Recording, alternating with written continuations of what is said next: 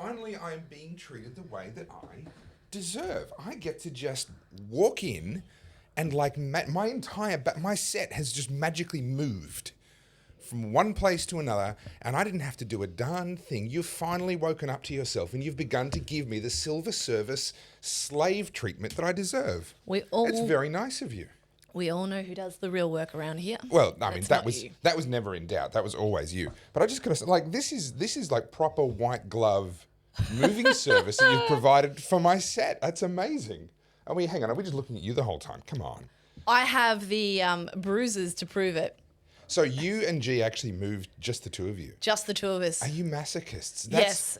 That's an under 35s only thing. That was a very stupid decision on our behalf. I believe I told you that before you did it. I almost got squashed by a fridge. Yeah. I helped G it was just the two of us that moved the entire thing. So, you know, like, I'm strong for a chick, but I'm like literally holding the weight of this fridge as he's trying to maneuver it. I'm like, this is how I die. Okay. I literally told you so. That's not metaphorically. I literally told you to get someone to help you move. It just gets so costly and time blows out, and it's just like, get in, get it done. To be fair, we moved the entire house in a day and a bit. Can I say, I'm actually quietly impressed. The new house is lovely, by the way. Thank you. The set works really well, and you've walked in here, you've made it all work. Everything is just taped down. Clearly, G's had his fun. He has. He's come in here and just gone to town. He said, you know, the whole chicken in the noodle aisle thing, the standard you walk past, is the standard you're willing to accept. I like it. And he's like, we will not have shit cabling. So we were going to get a new table, but I actually think we'll stay with this because if you get a bigger table, we won't fit. Well, the table I had is actually smaller, and I think smaller might not be good. So, well, you know that Joe Rogan thing where he talks about when he interviewed Mike Tyson that he'd been thinking about getting a shallower desk. Yeah. And then he interviewed Mike Tyson for this, I think his second interview with him. And he's like, he was preparing for a fight and he was so hopped up and so like just exuding aggression that Joe Rogan was like, no, I'm good. I'm keeping that nice wide desk. Just I'm keep keeping that distance, you know. Yeah. So, you know, for you and I think just so we never come to blows, I think that distance is good. I don't think we could. There's only two things we disagree on so far. I'm growing my nails so that if it ever does come to a cat fight, we can. Why are you growing your nails? I'm not. I just haven't cut them for a while. I actually so I've told you before. I used to get compliments on my hair when I had ringlets down to my shoulders. The other thing that I've seen it. He looked like Martin Bryant. Sadly, I actually can't argue. But the other thing I have been complimented on by women back in my single days was my nails.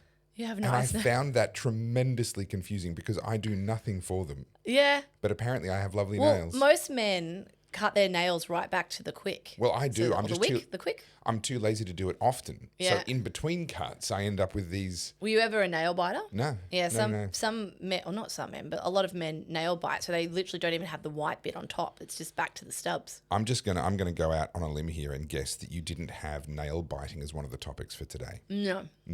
Not even a little bit. The topic list is extensive. Mm-hmm. There's a lot, and we didn't have a live show on Monday, so there's even more. Yeah. The stuff we haven't covered. It was so nice having a break from you. Well, look, I'd like to say the feeling was mutual, so I will. The feeling was mutual. You missed me. Terribly. I apologise, guys. We didn't do Monday because, well, you were on a plane. Look, I have a better excuse than you. I was physically in the air. They have Wi-Fi on the air these days? Aluminium sausage travelling between cities. At 80% of the speed of sound. I think that's a good enough valid excuse. You, on the other hand, just couldn't plug a wire in or something. I'm not quite sure. No. This is... You forgot your Wi-Fi password. The what was great it? internet debacle of 2025. Do you want to hear this story before our good news? Let me guess. One of the central characters in this story is our good friend, the NBN. Correct. All right. That's Tell the me main the story. character. Tell me the story.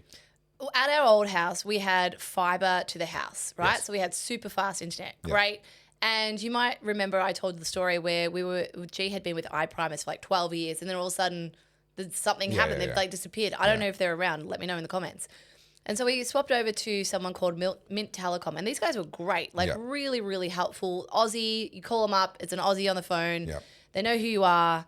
Anyway, that was all good. So we called them and said, hey, we've got the podcast, so we need the internet to be up and running like Instantly. You know, we don't want any downtime. No worries. It's all hooked up. So we move into the house or we get the keys on the Friday. We move in and we set up the router and stuff and there's no internet. We're like, oh, give it a day. Like we've just moved in. It'll be all right. Anyway, so nothing happens over the weekend. But of course, you know, it's a weekend. So we're like, oh, we'll give him a call first thing Monday. Yeah. Give him a call first thing Monday. And meanwhile, by the way, I hadn't actually done any work for 3 days. And when you have your own business, that may as well be a millennia. Yeah. So I know full well that my clients are trying to message me, that there's emails I haven't responded to, and I feel terrible. And also, you know, I've got an exegesis due in like 6 weeks, so, you know, no pressure. So sorry, I don't know, maybe Apple haven't quite caught up with this technology yet. But those of us who aren't Apple users can do emails and things on this thing called a phone. I see where you're going with this. This is the thought, the plot thicketh. The thought plickens? The plot thickens. So. You still didn't get it. What is that? The plot thicketh. The plot thickens. No, thicketh. The plot I'm thickens. being Shakespearean. All right, sure. The plot you thicketh. do you. So I am with Telstra, our biggest telecommunications company in the country, who brag about their coverage. Oh, yes. Now, I'm not going to say where I live, but I'm within a 30-kilometre radius of the Melbourne CBD. Right. What do you think I don't currently have? Given the context of the conversation, I'm going to go with natural coloured hair growth roots. No? Wrong?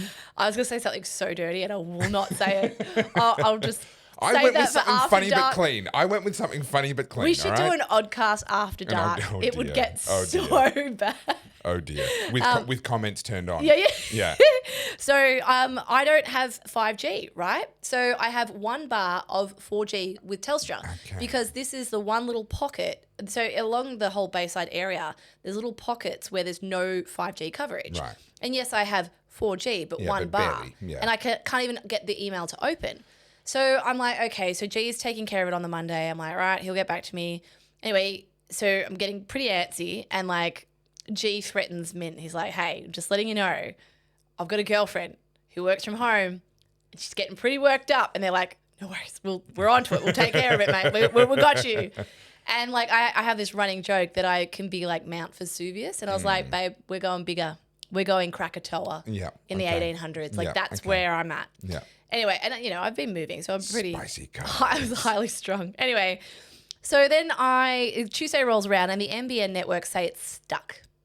Oh, charming. So what does stuck imply? Is someone stuck? Is it stuck? What is it? Don't know. And where is it stuck? Is someone coming to unstick it? Is there an unsticking man? Is it stuck at the exchange?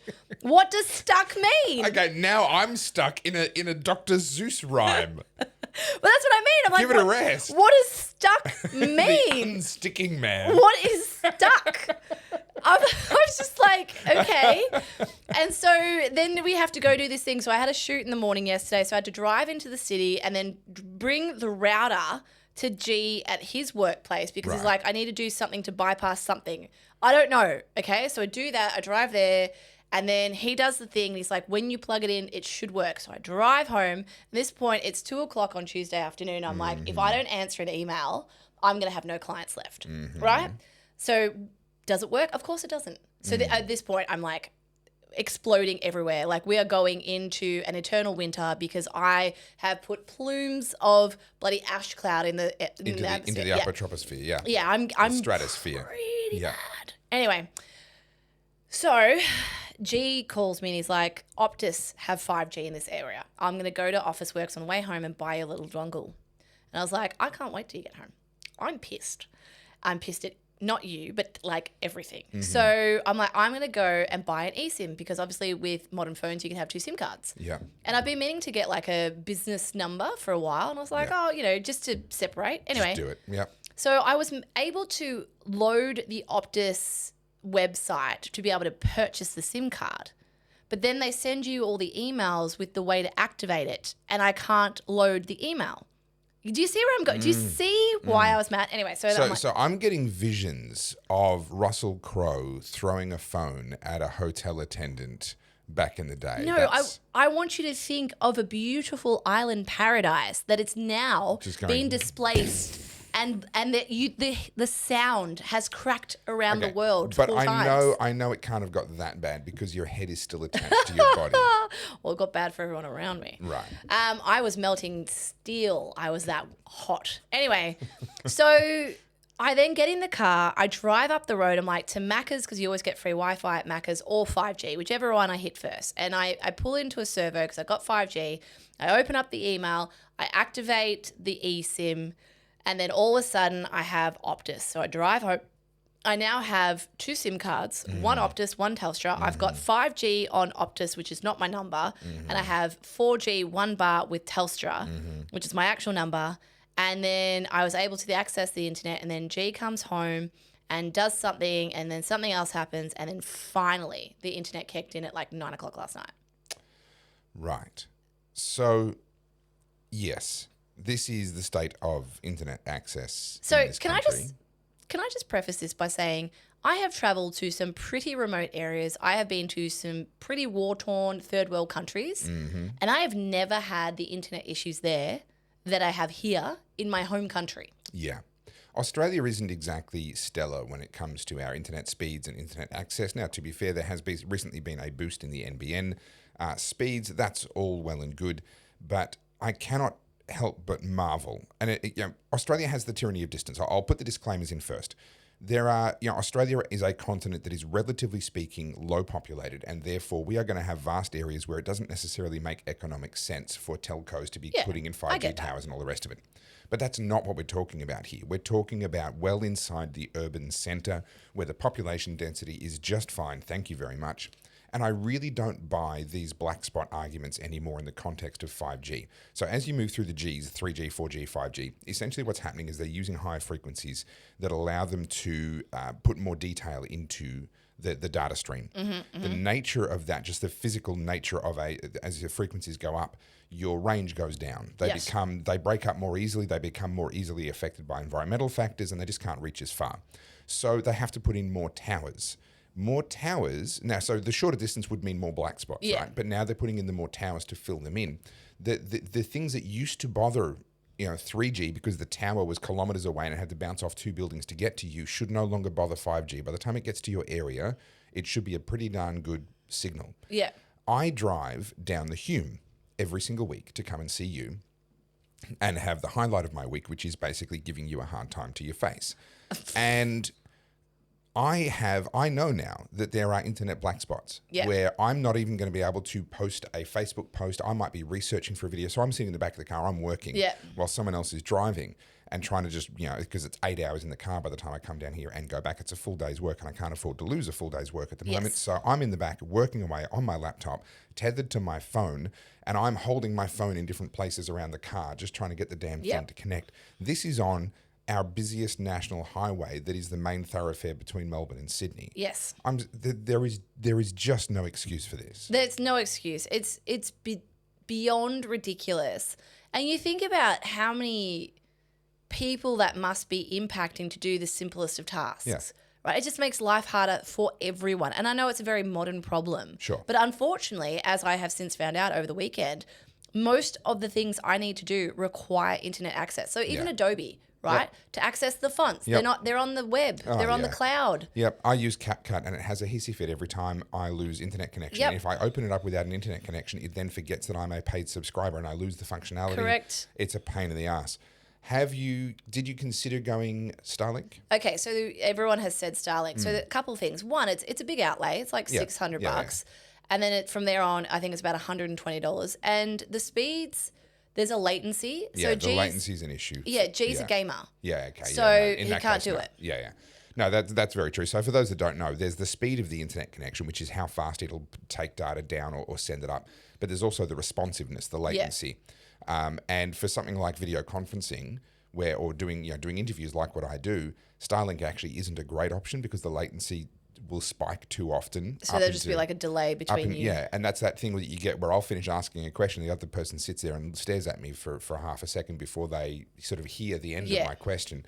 and it's no good. And obviously, if you're a gamer, it's even worse because a lot of games now are just down to who manages to click their mouse slightly before the other person. Yes. And latency will literally kill you in the game. And that's the thing. So so this property, we don't have fibre to the house. Right. We just have it to the curb. Right. So we've now put in a request with NBN to get fibre to the premises. Oh. And it's like, how long will that take? Can I tell you my fibre to the premises story? Yes, please do. So we move in. We move out of Albury.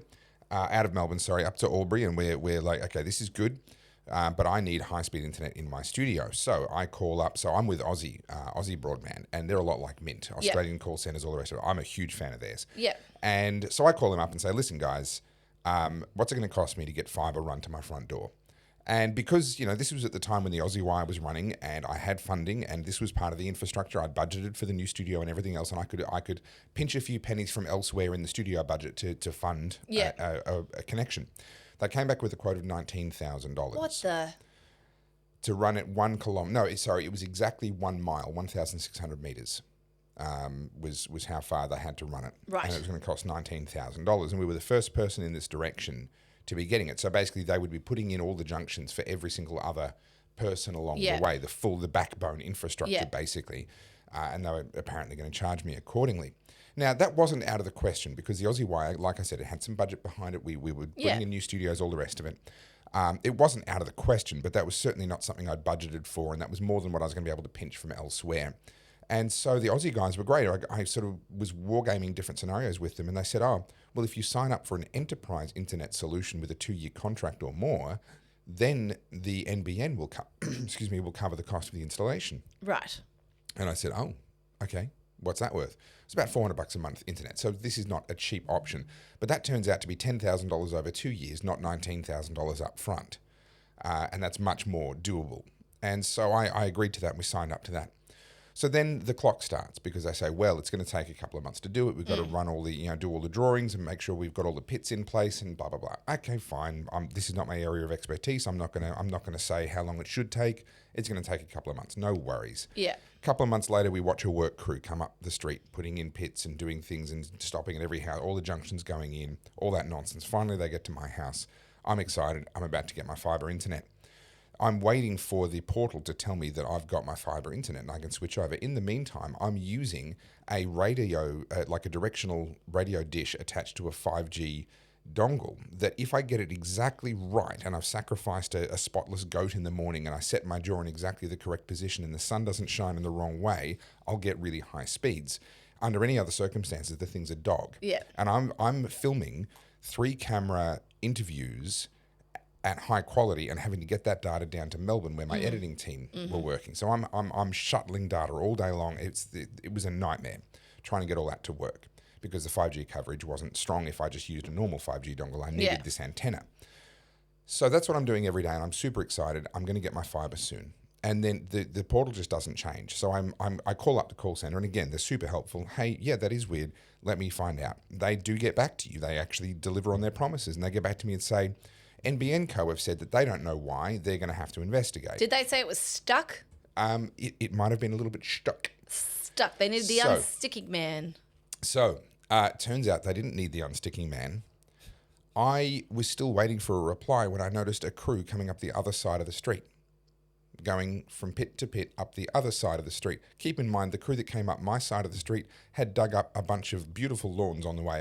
Some of my neighbours really put a lot of work into their lawns. Yeah, that would piss you off. Yeah, they'd done a lot of damage to people's beloved lawns. I watched this crew coming up. I'm like, I recognise those guys. This is another NBN crew. Yeah. They come up the other side of the street and I chat with them. Oh, yeah, it's unusual. We don't normally put it in 2 sides of the street. Normally you'd run it up one side of the street and it feeds off there to both sides of the street. We're not quite sure, but, we got the work order, so here we are. Eventually the word comes back from NBN that somehow the job had been duplicated, sent out to 2 different teams. Those 2 teams had decided to run their internet up 2 different sides of the street. One of them had beaten the other by a matter of about 3 weeks. And so while I was waiting for an answer on why this side didn't work, well, that side was never going to get connected.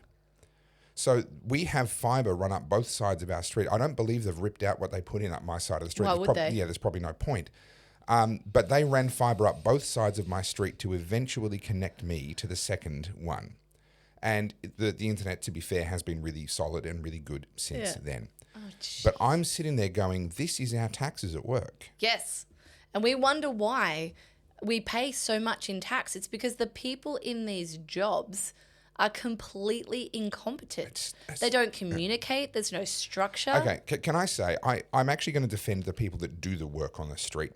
It is at the organisational level. I get all that. It is the shiny bums sitting in offices or working from home on their laptops that have not, either they're incompetent or they have failed to put in place good systems to be able to keep everything organised so that they don't run jolly fibre optic backbone up both sides of a street unnecessarily. Yeah. Do you know what? I did a funny story on Instagram and just telling that story that I told you. And the amount of people who messaged me since saying, oh, I have an NBN story for you. And I was like, we're all just a bit traumatized. Yeah. I miss the days of ding, ding, ding, ding, ding, ding. It's such a nostalgic Mom, sound. get off your phone. Oh, kids these days, I tell you, they will never have the pleasure. Do you know what I find? And I'm like, this is such a modern disease.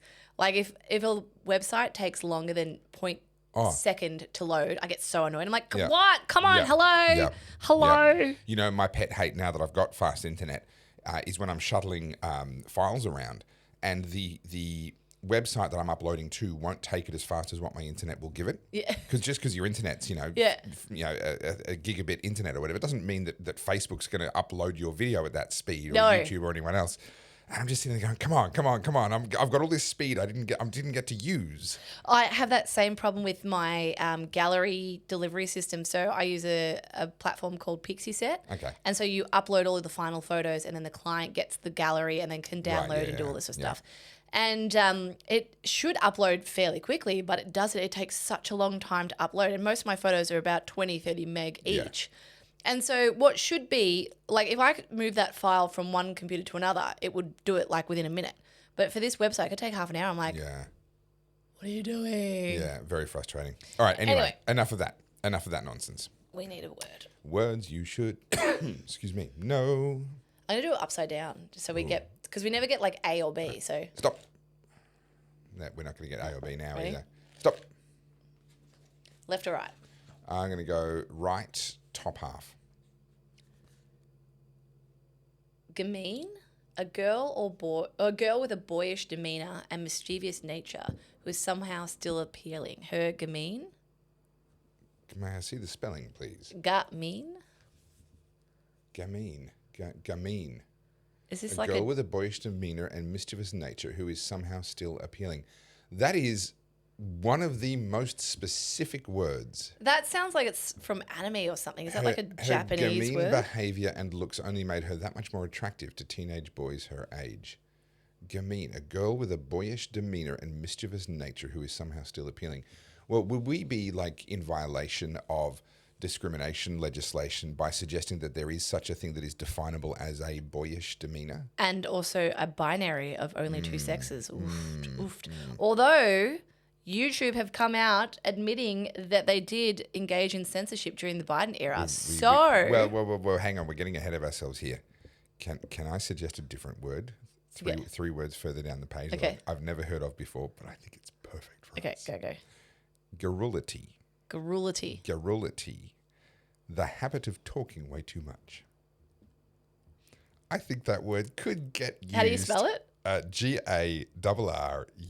I think that might be a very suitable word for the both of us. Garrulity. Yes, garrulity. Garrulity. The interview is an intimate conversation between journalist and politician, wherein the journalist seeks to take advantage of the garrulity of the politician and the politician of the credulity of the journalist. The garrulity. Wow. The habit of talking way too much. Garrulity. Yeah, I think that sums us both up. You have cheated again because you brought it up on your laptop screen, whereas I have to do it the old-fashioned way. Garrulity. You can keep the book. So right, fine, I will. I'm going to put it upside down on our Tangent Time merch here so that you don't get to see it anymore. There you go, that beautiful Tangent Time merch. How cool is the merch? They are guys, awesome. The colours on that, so good. Tangent Time and Stay on Tangent. Tangent Time. No, I can't sing the song now. I'm not doing it. And so our beautiful sign that's been with us since the beginning. Yes. This is currently sitting here because, as you can see, this is a blind. Yeah, sticky taping it to the blind didn't seem like a great idea. But we have got improvements in the mix. So what we are doing, we've bought those wooden panels, like, you know, those slatted panels, like. Okay, yeah. Those acoustic panels. Oh, okay, acoustic ones. Yeah, all right, yes. They're wooden. Yeah. They look really nice. Yeah. So G is building a fake wall that will go here. Wow. So maybe... You mean to say that not everything you see on screen is real? Correct. We're building a fake You wall. heard it here first. Well, and it also stops any light leaking through here, which, by the way, this is pretty good blind. That's good blind, yeah. So that'll be like a wooden wall, and then we can literally nail the sign up there. Oh, yes. And don't worry, the lightning bolt, it's over there. It will come back. Yep. And then on this side, instead of having these C-stands, you guys can't see this, and it's a good thing you can't because it's chaos. Yeah, just We are building a structure that will go up across the roof and then down, and then we're going to hang the lights so we can clear this area up. Just nail gun them to the ceiling. The landlord won't mind. It'll be fine. So G's really good with metal. Yeah. Not that's his you know, what do you call it, thing. material of choice. So yeah, we're going to build like, what do you call the struts that you Well, a truss, I guess. truss? Yeah, but it'll be freestanding. Yeah. Because we don't want to ruin the wall. Yeah. But yeah, so then all of a sudden, all of these lights will be suspended from that truss. You mean when I walk in, I won't have to simultaneously duck under a softbox while stepping over a C-stand leg and try wires. and not die? Yeah. Okay, that'll The be fact good. that we don't get electrocuted when we're in here is a shock for everyone. It's a shock for everyone. But do you know hang on, did you mean to do that? Yeah. The fact that we don't get electrocuted is a shock? No, you No, didn't mean to I do didn't that. mean the pun. You didn't even know you'd done it. Oh, there you go. I'm funny and I didn't even realise. She's funnier than me when she's not even trying. Do you know what else is weird? Is we have a mirrored wardrobe here too, so Yeah. I can see everything twice. It's freaky. I'm like. Anyway, topics for the day, just to outline everything. There's a lot. We're not going to get through them all, but we have got the Charlie Kirk Memorial and Erika Kirk. Incredible scenes. Incredible scenes. We have got the Tylenol time bomb. I ain't touching that. I've Got hairs all over it. I have got the data here, so we will Goodness. discuss Okay, it. All right. We're gonna go scorched earth on feminism, Yes, please. and it ties in a little bit to the Tylenol thing, because the responses from a lot of people is incredibly juvenile. So now on TikTok, because of course it's freaking TikTok, isn't it? Yeah. They're now like all these Wait, pregnant women. Are we getting ahead of ourselves now? Should we be saving that Yeah, for when okay. we talk about it? Because feminism also ties into the Charlie Kirk thing, by the way. Yes, so Yeah. there, and then Trump blasts the UN. This has been spectacular. I've only caught little bits of it. It literally happened last night. I was busy in the car. I couldn't stop and watch everything. But he's just I suspect it's the Charlie Kirk effect still on him, just that reframing of the urgency of the Yes. task ahead. He is not holding back at all. And then we've got Google has admitted and commits to reinstating all content creators that were kicked off YouTube due to political speech violations. So this is huge and relates to what we talked about the other week with a bunch of Aussie creators going, oh no, my views have dropped. Yes, yes. No, everything got rebalanced. You're Correct. now getting the views you deserve. The hand is off your scale. Correct. And then I actually don't know if I can talk about this because I'm going to get really mad. Former Chief Health Officer Brett Sutton has come out saying that it was a horror show and a lot of the measures weren't needed. I detect a spicy Carl's incoming. I have to really calm myself down because it's so easy for him to say that 5 years after the fact. If you don't go spicy, I will. Oh, I've got a lot to say about this. I'll go scorched earth. Yeah. And then we have got, where are we? I've got a bunch of memes and things that we can maybe talk about. Fun. And then I had this, the Liberal Party won't abandon net zero, but coal in mix for decades. Energy Nation Forum is hearing from them today. Well, I predict that the Liberal National Party will abandon net zero. They're just not willing to admit it yet. And it's going to take the tearing down of Susan Lee. And it could not come soon enough. And that's another thing about the feminism thing, which we'll get into. Yep. Then Anthony Albanese meets with Donald Trump in New York. No, fails to meet. Fails to meet. Well, this says breaking. Oh. Has Okay. met Oh, well, this is new. This Yeah, is has news. met. This came up like 3 minutes ago.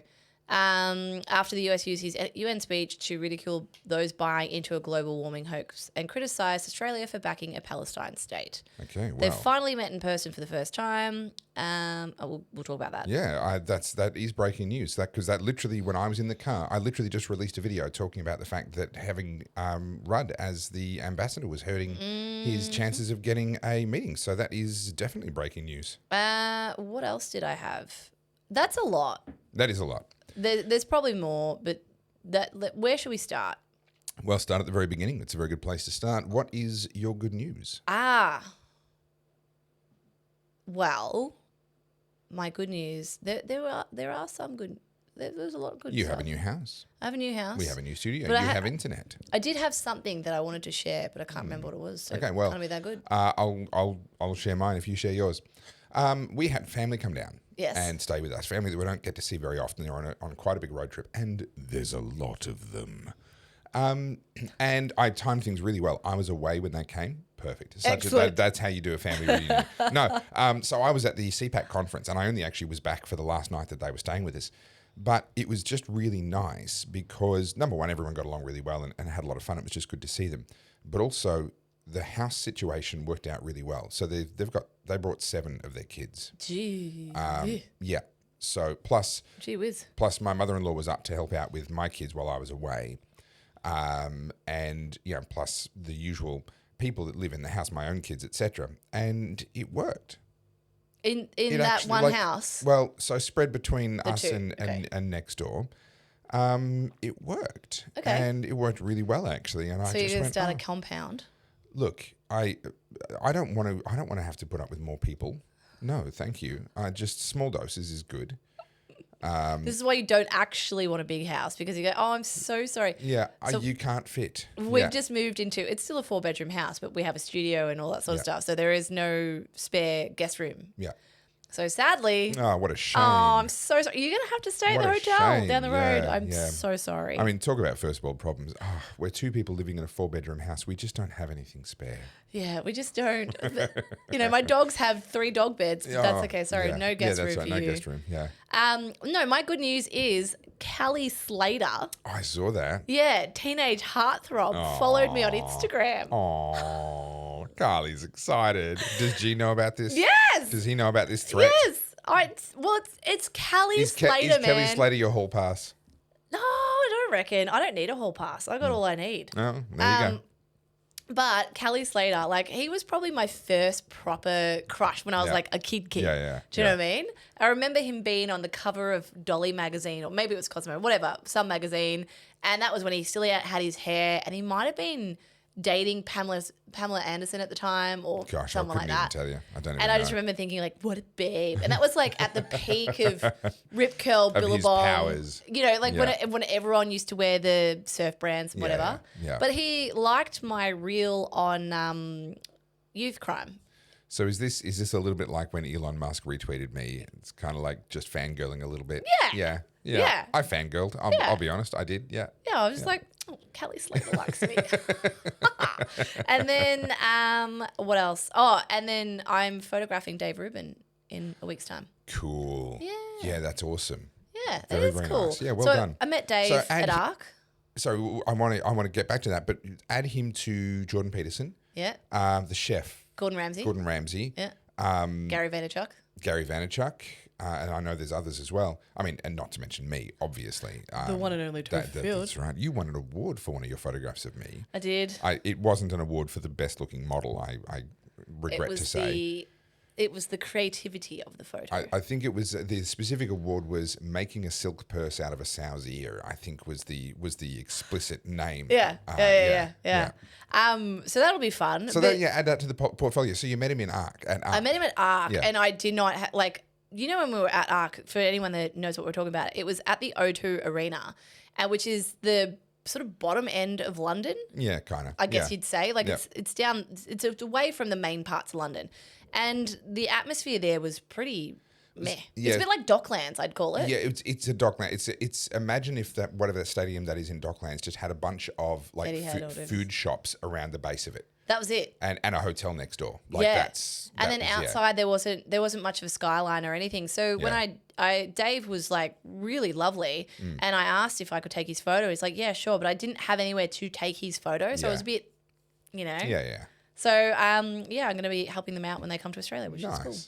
Well, I mean, we had great fun. You went and photographed multiple times that you photographed Jordan Peterson was while we were there. Yes. And I got to come along with you, a little assistant. Yeah, you did. And I felt like a kid who'd gone with his mum for work experience. Just sitting there. I was just keeping my mouth shut, trying not to make an idiot of myself because I don't know photography. Like, I can hold a camera, I can point and I can click. And I probably do know more about the settings than the average person, but there's no way I can do what you do. Yeah. And so I'm just keeping my mouth shut. And just you point and grunt and I'm just putting stuff there. I did, however, get you a very nice piece of BTS. You did. I had your phone and I took a video of you taking photographs of Jordan. It was like the inception. You make a great groupie. Yeah, the inception of like social media content. That was fun. I want to do more of that. But so this might start us off in our feminism chat. Oh dear. So I have a real bone to pick with, I don't know if it's a Melbourne thing or an Australian thing. Right. I am led to believe this is an Australian thing because I have spoken to a lot of people about this. So let me give you a bit of an explanation. As part of what I do, a big requirement is to put yourself out there. That's the only way you get big clients or new clients. Yep. Networking, I would call it cold outreach, right? Like emailing, not so much calling. I find calling a little bit too intrusive, but, emailing, DMing, and going to events, whatever. So I am constantly trying to not get myself in, but like network with people who are working in the big commercial projects in Melbourne or Sydney. Make connections. Right, just get to know them, whatever. Now, obviously, there is that little dark stain on my history from the COVID years. Sure.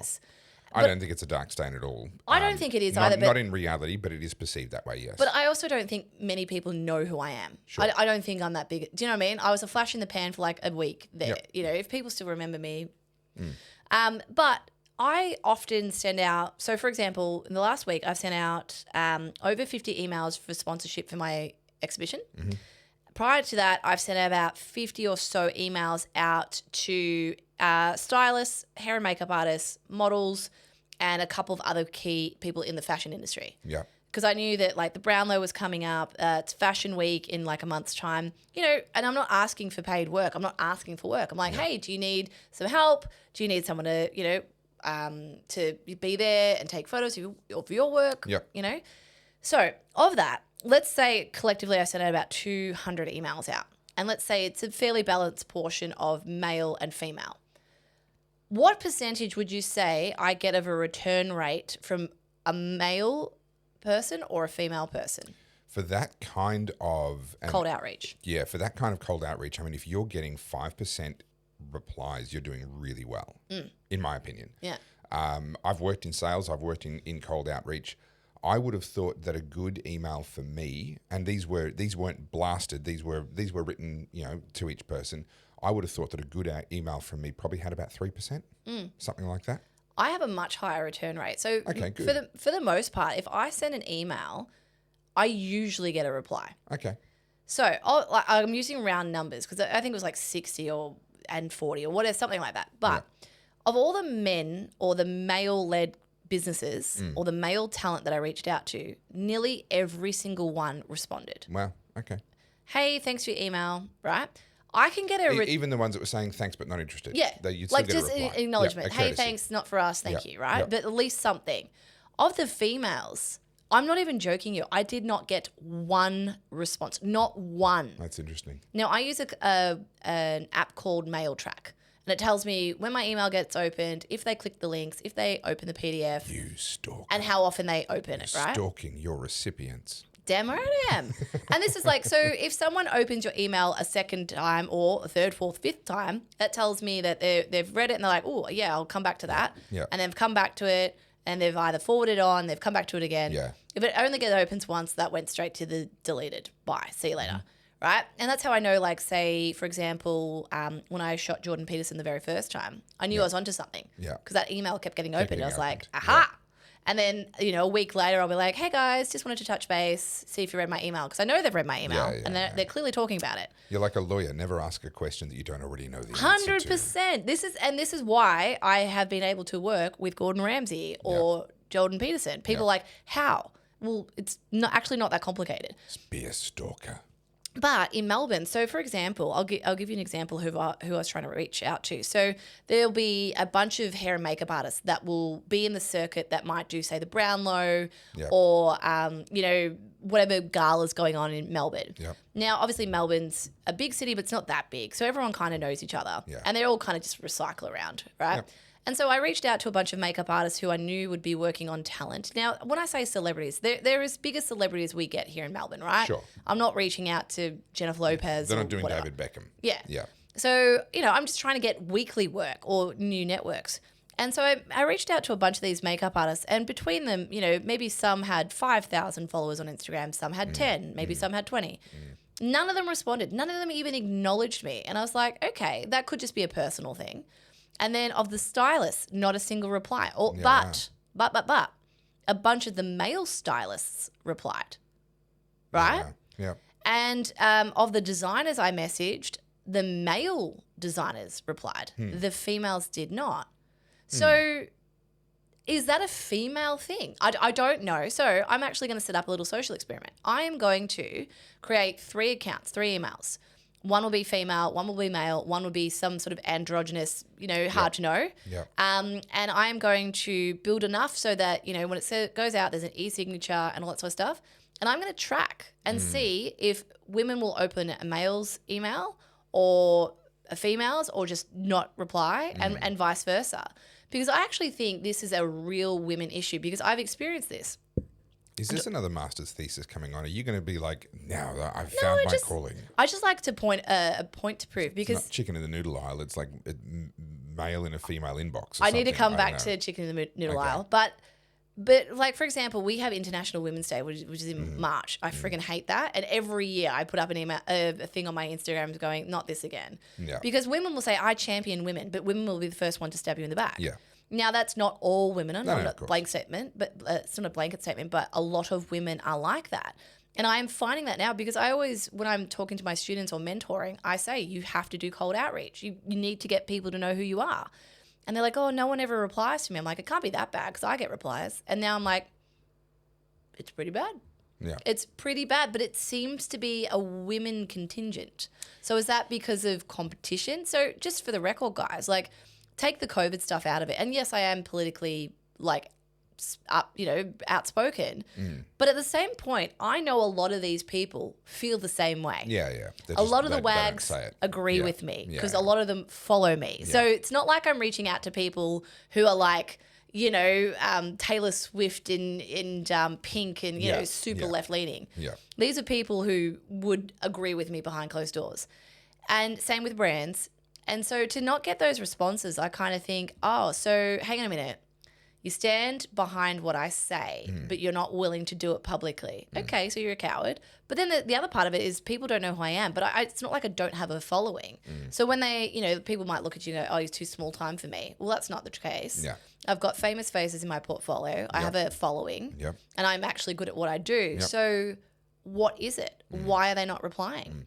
It's the fact that the men are replying and the women aren't that becomes the damning factor. Tricky. Without that, I'd be saying, well, maybe your cold email sucks. Maybe. Well, and that's of course that's what you'd say. But of that, so for example, my exhibition sponsorship, I have got 4 people to sponsor me so far, all male, and they're putting money on the table. So this is an exhibition about beauty standards that impact women. Yeah. None of the women replied. Yeah. Men replied, and men are putting money on the table. Yeah.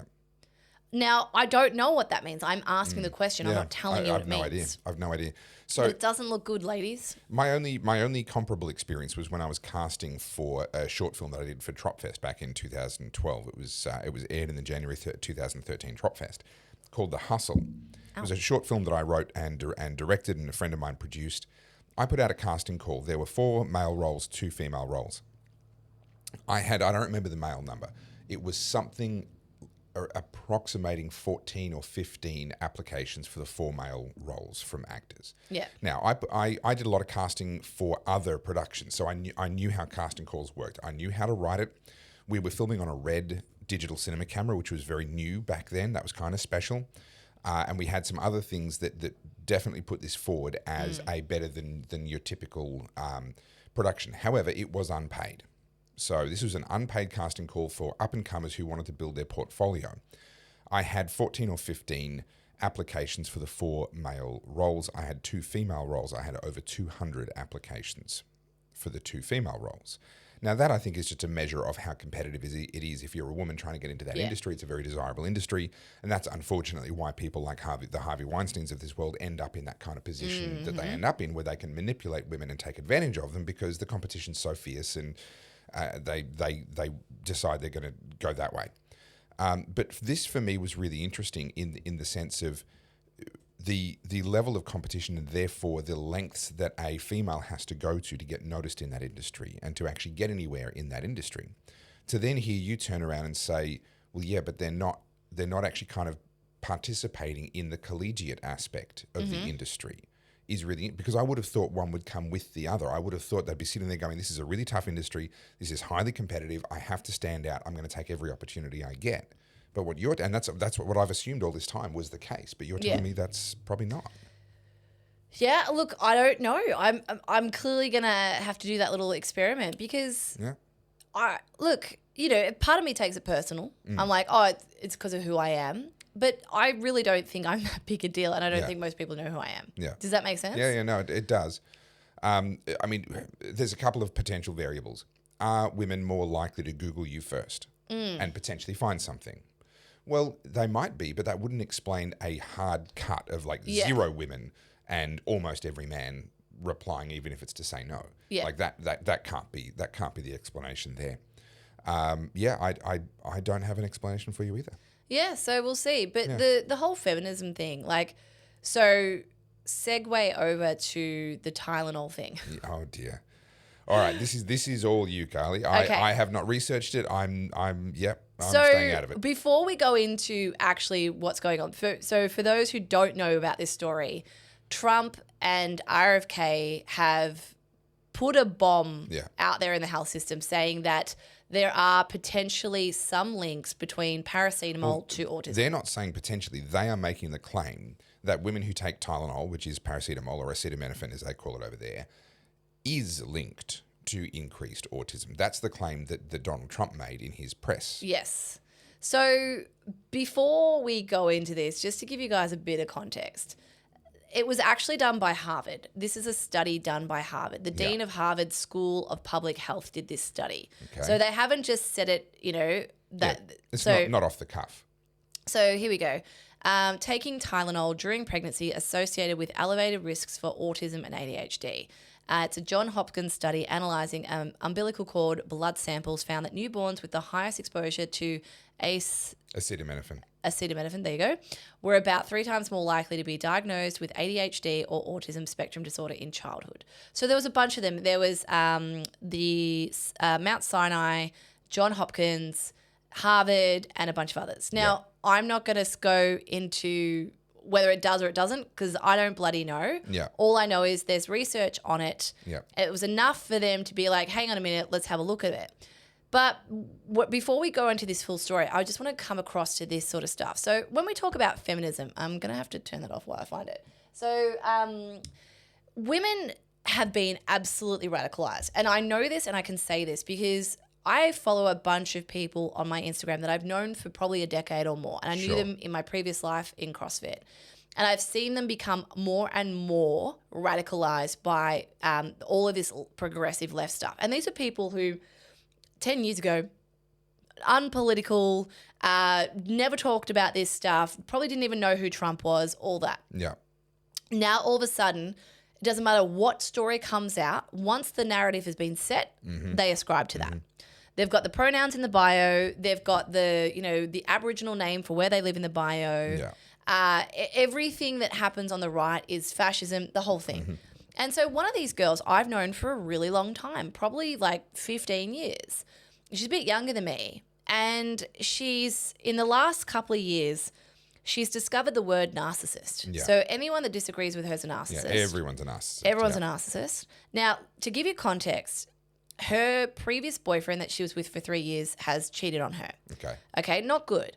But the reason I bring that up is because now she's on this bender of he's a narcissist and everything relates to narcissism. And now she's pathologizing everything and she's neurodivergent, ADHD. And the reason I say this is I've been watching this girl's stories on Instagram, her posts for 12 years. I know her well. In the last couple of years, this discussion around her having ADHD, it's her new identity. It's her new identity and everything is hinging on it. So it's like, okay, that's the North Star. So everything circles around this, right? So the boyfriend cheating on her is because she has ADHD and she's neurodivergent and he's a narcissist and he came to her to manipulate her and blah, blah, blah, right? Do you see what I'm saying? I'm not saying that's accurate. I'm saying that's what she's... That's the narrative. That's what she's assessing. And then she also happens to be a overly credentialed dietitian, right? So she's done a lot of uni. Where do you reckon she picked up a lot of this? Probably 7-Eleven. So she's got 2 degrees and, you know, in those kind of health industries, you do have to do professional development. And now all of a sudden she's an Aboriginal rights activist. She's all on the trans stuff. And a couple of months ago, I can't even remember what she put up. It was something about Trump saying something, which he didn't say. It was blatant propaganda. And then immediately, as I say, the lie gets around the world before the truth has a moment to put its pants on. And that's exactly what it was. And I messaged her. I'm like, hey, babe, I just want you to know that that's actually did not happen. That's propaganda. And I know you don't like Trump and I'm not trying to convince you otherwise, but that specific story. And it damages your credibility to believe it. And I was like, you're welcome to disagree with him. And and boy, did she not take it well. Wow. I got voice note after voice note after voice note after voice note. And she's like, you go on and on about people speaking up for what they believe in. I'm just doing that. I'm doing exactly what you advocate for about having courage. Be accurate. And I said to her, babe, I didn't, I literally kicked a hornet's nest and I didn't even do a bad thing, right? And she's having this full-on meltdown over it. And I said, can I just ask you, why are you so invested in this?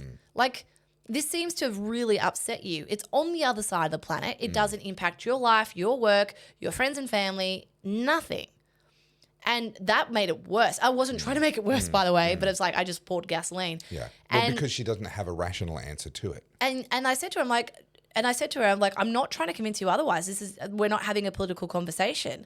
I'm a little bit shocked with the violence of your messages. You are really angry at me for nothing. And I said, I don't think that's a typical response, babe. And then of course I got that, well, I'm ADHD and I'm neurospicy.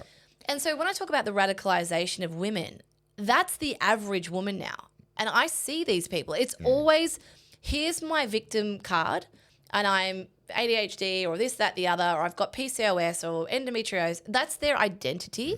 And then everything falls. I wouldn't throw endometriosis in with that. That's a That's a very I know it's diagnosable thing. But it's very it's very diagnosable.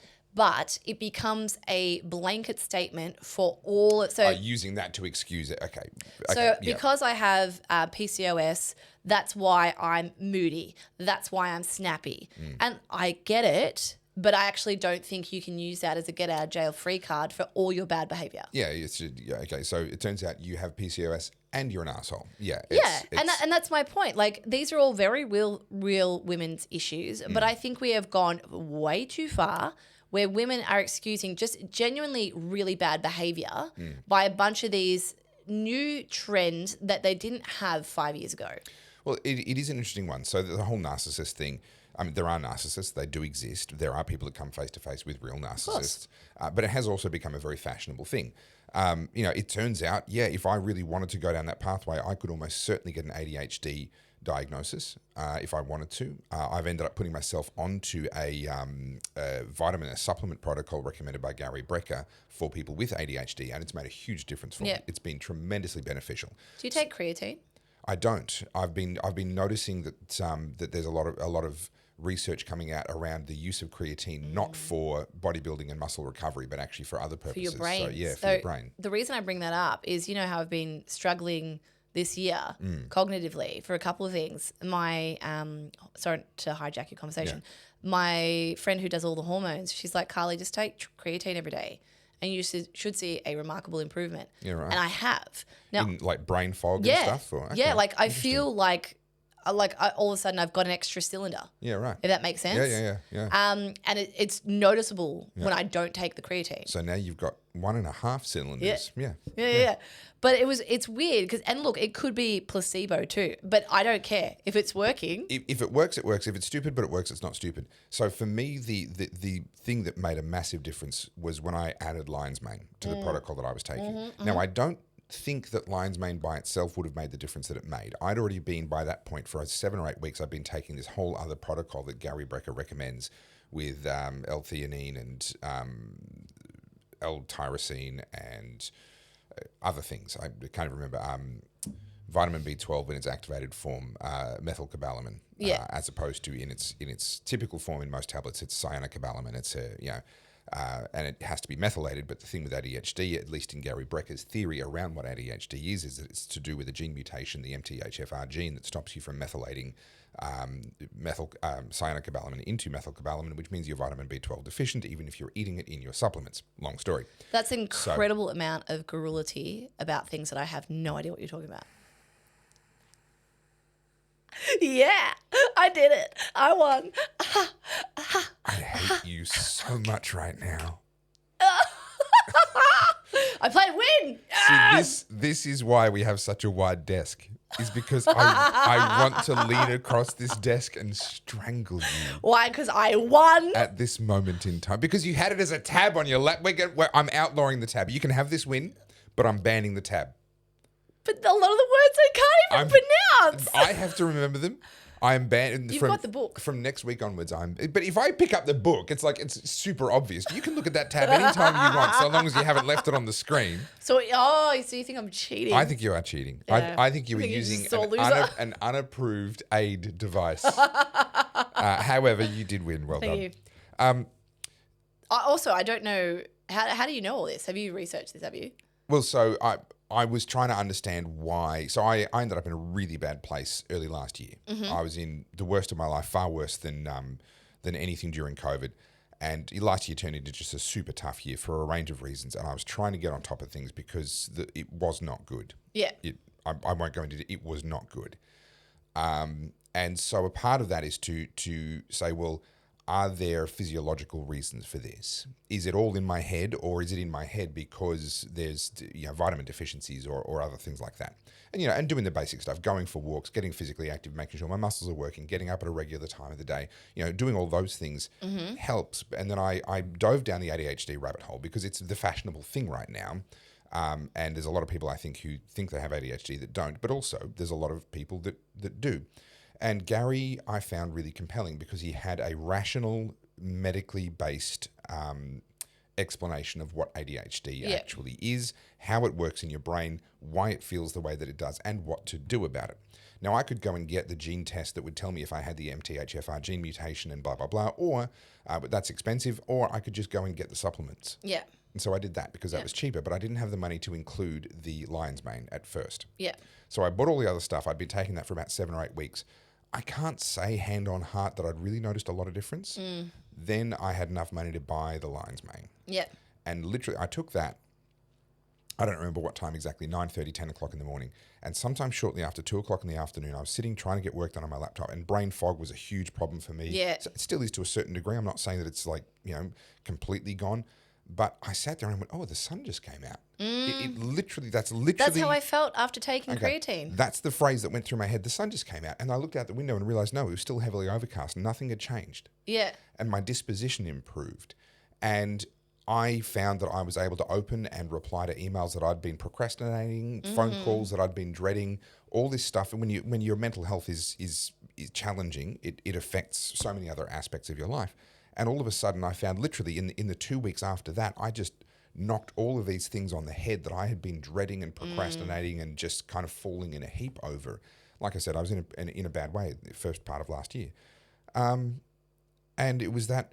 I'm going to say it's the entire protocol. I'm not going to say it's just the lion's mane, because then people get sort of false hope of, if I just have some lion's mane, I'll be whatever. Yeah, no. I think it was the lion's mane in conjunction with all the other stuff. Go and look at Gary Brecker's work. He's very generous with his information. I didn't pay for anything from him. I just watched his stuff online and put the pieces together. I had SIBO at the start of this year, which it had been going on for so long, and I kind of ignored. I don't know what you're talking. Okay, so small intestinal bacteria overgrowth. Oh, so charming. The interesting. I thought it was a holiday destination, but No, and look, I have a foot in a lot of different camps over this sort of stuff. So I'm pro Western medicine. Yep. Like if I snap my leg in half, you better believe I'm going to the Alfred. As emergency intervention, Western medicine is borderline miraculous. Yeah, and I'm someone that's done plenty of Western medicine, but I'm also someone that, long story, I'm going to try and sum this up very quickly. In my teenage years, I was bullied really badly and I didn't tell anyone about it. And so being a very extroverted, outgoing kid, my demeanor changed. Yeah. And my parents, this was when depression was first getting talked about. Yeah. And there was a lot of discussion around kids having depression. And my parents well-meaningly put me on Zoloft at a very young age. Yeah. So I was on the SSRIs from 13 or 14. That explains so much. On them until I was 19, right? Now, you know how hard they are to get off. Yeah, and they mess with you. Yes, they do. And you're not meant to just stop taking them, which is exactly what I did.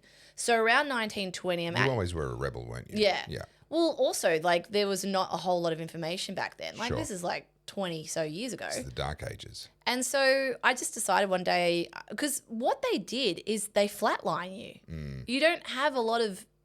Yeah, all the spark is gone. Yeah. And so I stopped taking them hard and just cold turkey, and it wasn't good. And then I had my jaw reconstruction a couple of years later and I got golden staph. Oh, charming. Right. And so golden staph, obviously, I got it outside where my wound and all the gauze was. And so to kill that, they give you serious penicillin. Yeah, right. And it just annihilates your gut lining. Your gut bacteria, just done. Yeah. And again, back then, so that was 2008. Back then, there wasn't a whole lot of discussion around your gut. Sure. And so since then, I've had really terrible digestion. Yeah. And without going into over the top information, I thought it was a food intolerance that I developed. And I went down the track of trying different things. And as I've said, I did CrossFit, so I did paleo. And that made a really small difference for a while. And I was like, oh, it was the gluten, right? Yeah, so you tell yourself it's the gluten. And then I got really bad brain fog, as I said. And so my boss said to me at the time, she's like, Carly, if you don't start eating some carbohydrates, you're going to get sacked. Your brain is not working properly. Yeah. And sure enough, as soon as I started eating rice, white potato. Why did I stop eating white potato? I didn't eat that for almost 5 years. Yeah, wow. Right? And then so the brain fog lifted. Yeah. But then the digestion, terrible. Right? Yeah. So this has been a long thing. And then my hair started falling out. And that was the one that sent me on the path of going, something's wrong with my body. Yeah. So this has been 20 years, right? So it could have been from the SSRIs. It could have been from the penicillin. I don't know what it was. But regardless, gut issues. And then I finally saw a really good holistic naturopath. And she's like, let's test you for SIBO. So what they do is you have to do this air test. So it's on your breath. Okay. And so you breathe into these glass vials and it gets sent away. And then you have to do a stool test, which, no one likes to do that. Yeah. But you do all that. And it comes back and she's like, your chart is out of it's off the end of the scale. That's how bad it is. Okay. She's like, this is chronic. This has been like this for over a decade. And she's like, you got two choices. She's like, we can do it the holistic way, which is what I would prefer you to do. But this is 6 months of a very, very serious diet. Yeah. Okay. Nothing. Yeah, right? right. And I was like, I can't do that for 6 months. I'm going to be honest with you. I won't even last a week. I know what I'm like. Yeah. And I was like, what's option B? She's like, option B, it's not what I want, but it's it's 2 antibiotics that you take in tandem, and it just annihilates your gut bacteria. And then you start again. So they're going to do a fecal transplant? No, so we looked at that. Yeah. She's like, that's the second option, right? Yeah. So we did that protocol in March, And you may have noticed I've lost almost 9 kilos. You're certainly looking really well. It's inflammation. Yeah, right. Right? So it's like all the fluid, all of the inflammation that I was holding on. Yeah. So we annihilated that. Then I retested and it's all gone. The SIBO is gone. Yeah. Now, without overshare, like I don't feel bloated. Like when I go to the toilet, I feel like I've emptied good. myself. Yeah. You know? And so are you finding that's helped the brain fog, or did that lift only when you started taking the creatine? That helped a lot. Yeah. And then from there we started this has been a long process because I wanted to know why my hair was falling out. Yeah. My hair was falling out. Long story short, my gut lining had started to separate. Yeah, yeah. So I wasn't absorbing anything. Yeah. So it didn't matter that I ate organic or I ate really well. You know, so what I'm saying is like there were so many different factors that were messing up. Yeah. And modern medicine, this is where I get a bit annoyed with Western medicine. It treats this issue, but not the causation. Yeah, yeah. Right? So it's like, okay, you've got that.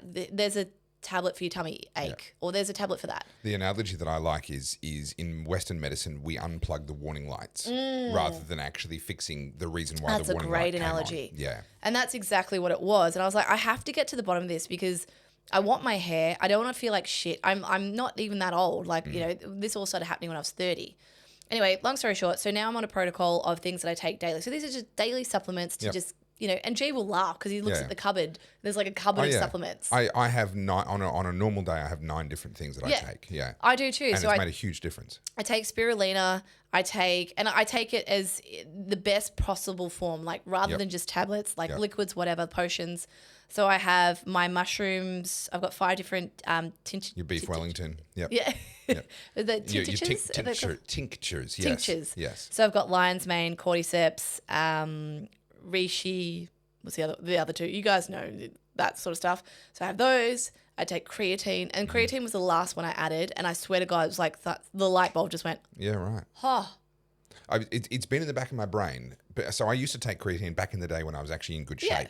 I used to take creatine because it's for good, your muscles. Well, it's good for muscle recovery, and it helps you to do more pumps basically. Because it retains more water in the muscles, which allows your muscles to clear lactic acid a little bit better. Yeah. So I used to take it back in the day when I was working on being a model, being an actor, all that stuff. And yeah, it was fine. But back then I was in much better health. Since then, obviously I put on weight. But actually the big thing coming back to, and it relates to what you've been talking about, I got horrific food poisoning in Colombia. I've told that story before. And again, without going into details, I could have.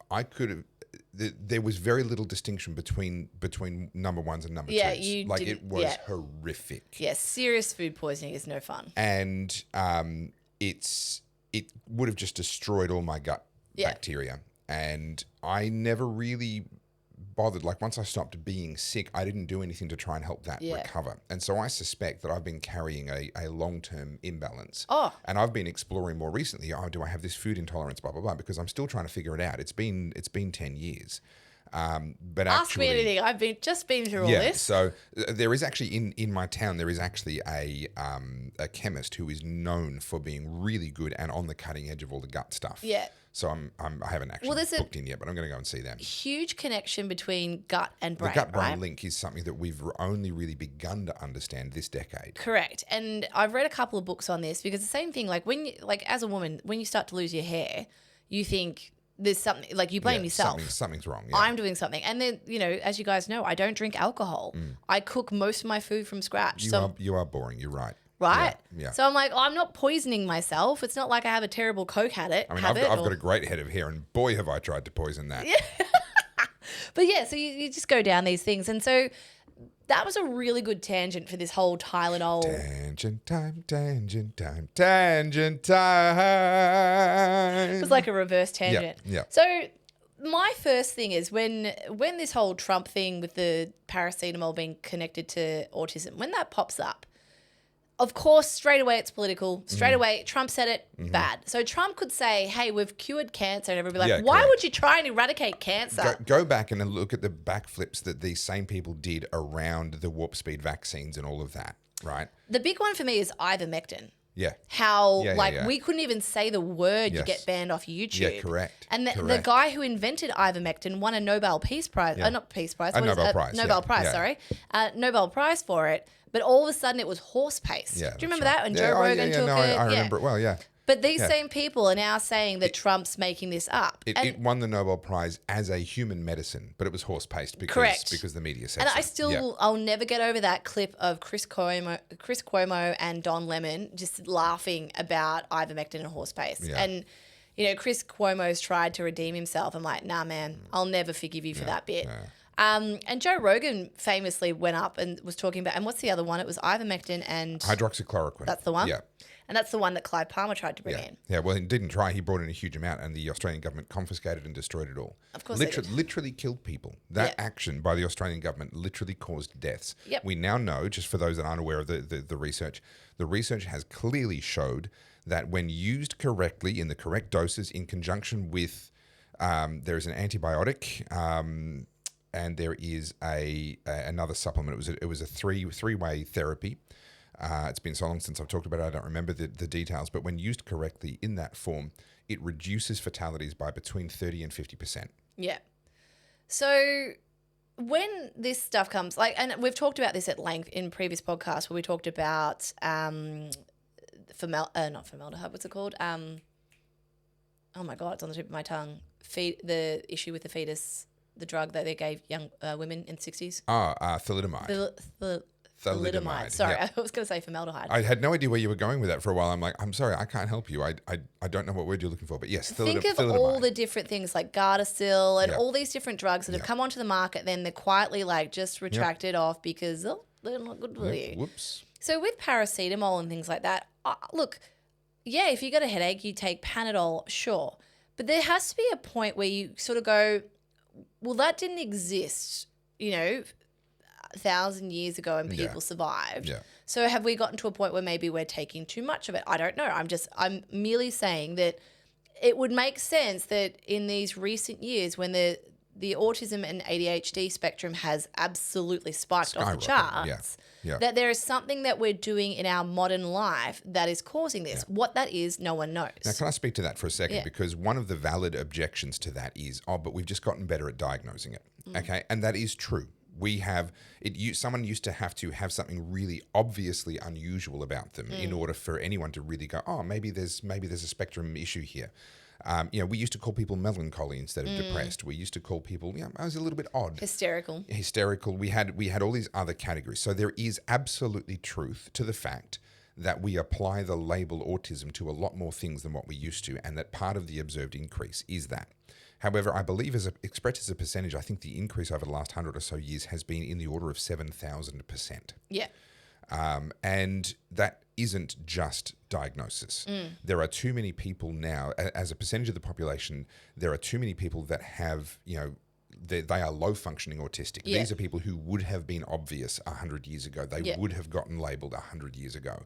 And that the proportion of just those people exceeds what we know, what they said there were hundreds of years ago. Something's happened. Yes. Something has definitely gone up, even allowing for overdiagnosis or improved diagnosis. Yeah. And I do believe there's a social contagion element there where... At the high functioning levels, yes. Yeah. But people where the autism is really affecting the functioning of that child... Well, no, I don't think there's social contagion there. I think that's I think we've talked about this when we talked about the NDIS. I think there's a very clear distinction there. If you have someone who has an intellectual disability, non-verbal, high levels of autism, it's terrible, and I understand how difficult that might be, and I'm not trying to minimize that at all. But there is an element, whether or not we want to agree with it, and maybe it's a sensitive topic, where people are claiming to be somewhat autistic, who probably aren't. But it's a TikTok thing. It's a TikTok social contagion. It's the same with the rise of Tourette's, same with the rise of ADHD and neurospicy. That, whether we like it or not, that is a strong contingent of people that have seen this over here and gone, oh, maybe I have that. I'll give you an example. I had a assistant about 3 or 4 years ago. She was at the time about 24. TikTok generation. Yeah. And she had convinced herself that she had BPD, borderline personality disorder. Right. Based on TikTok pseudoscience. Yeah, right. Right? And so what people do, they call it pop psychology. They grab really simplified language around psychology and go, well, if you have this, and this, you've got borderline personality. And that's what a lot of these people are doing. And it's great content. So anything with a list, a top 10 this, these things ranked, all that sort of stuff. Yes. From a content point of view, from a title, a clickbait point of view, they always perform really well. It's one of the reasons why you will never see me do them. I'm not that cynical. No, I can't say never. There's a chance I would do that at some point. How to know that we're Venezuela. Yeah. Top 10 tips. The top 10 reasons why we're Venezuela. You might see that one, actually. That's not a bad idea. But this whole thing of, the list is a really, really powerful clickbait tool, and which is why we see them all the time all over TikTok. And so they do exactly what you've said. They take complex things, they oversimplify them down to the point where they can package them in a way that is going to go viral on TikTok. And they're also really ambiguous. Like, that could be me. Highly subjective. Yeah. That could not be me. And like I saw one so a lot of people based on this podcast have told me I have ADHD. If you read the comments, people are like, oh, Carly definitely has ADHD. Yeah. And I was like, all right, let's Google signs of ADHD. Yeah. They could, like, the ones that I've read, anything. it could be anything, right? So I have an issue with any of these sort of spectrum-ish things. And I'm actually, let me talk about cancer instead. Okay. Because the same issue applies here. The reality, if you talk to anyone who's an actual oncologist, they will tell you cancer is actually an incredibly broad range of different things. And some of them should not be lumped in the same category together. They're what we know about how they behave, their genesis, how to treat them, etc. They ought to be characterized as entirely separate things. But we've lumped them all under this cancer heading.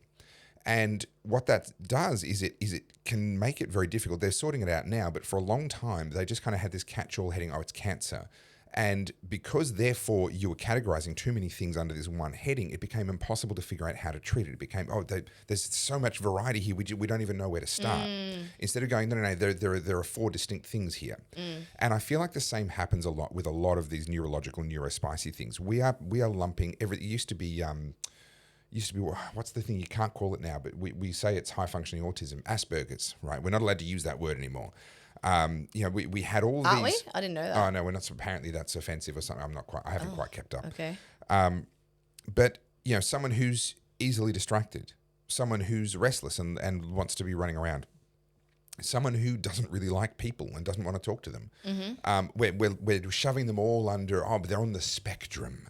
And as soon as we start talking about these sort of spectrum, it's very, very subtle. It's very difficult, and it's your diagnostic tools that say, do you have these things? But even if you have those things, it might not be, because it's all very ambiguous. But I start to go, at what point are we just talking about the 4 humours of the body, and we're going to start putting leeches on you to suck blood because you've got too much of this and not enough of that? Like, at what point have we crossed not into pop psychology but into actual pseudoscience? Yes, sorry, again, to be really clear, we're not talking about the people that have actual clear symptoms. Yes. We're not talking about that. We're talking about the people at the lower end of the spectrum that are jumping onto the NDIS and sucking money away from the people that actually need the help because they managed to get a diagnosis. But honestly, I'm going to tell you a story. And again, this is very subjective. I don't know. I don't have the answer. And I'm not trying to get the answer in this podcast.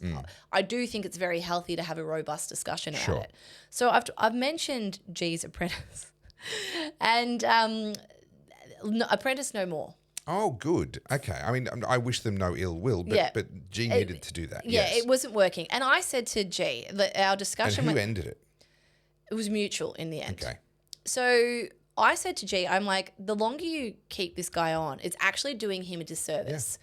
Yeah. You're enabling incredibly bad behavior, and he needs to learn. And unfortunately, consequences are needed for really bad behavior because you're only indulging them, right? Yeah. So this person, I'm going to try and dance around the specifics, right? Because I'm not trying to tear this person down.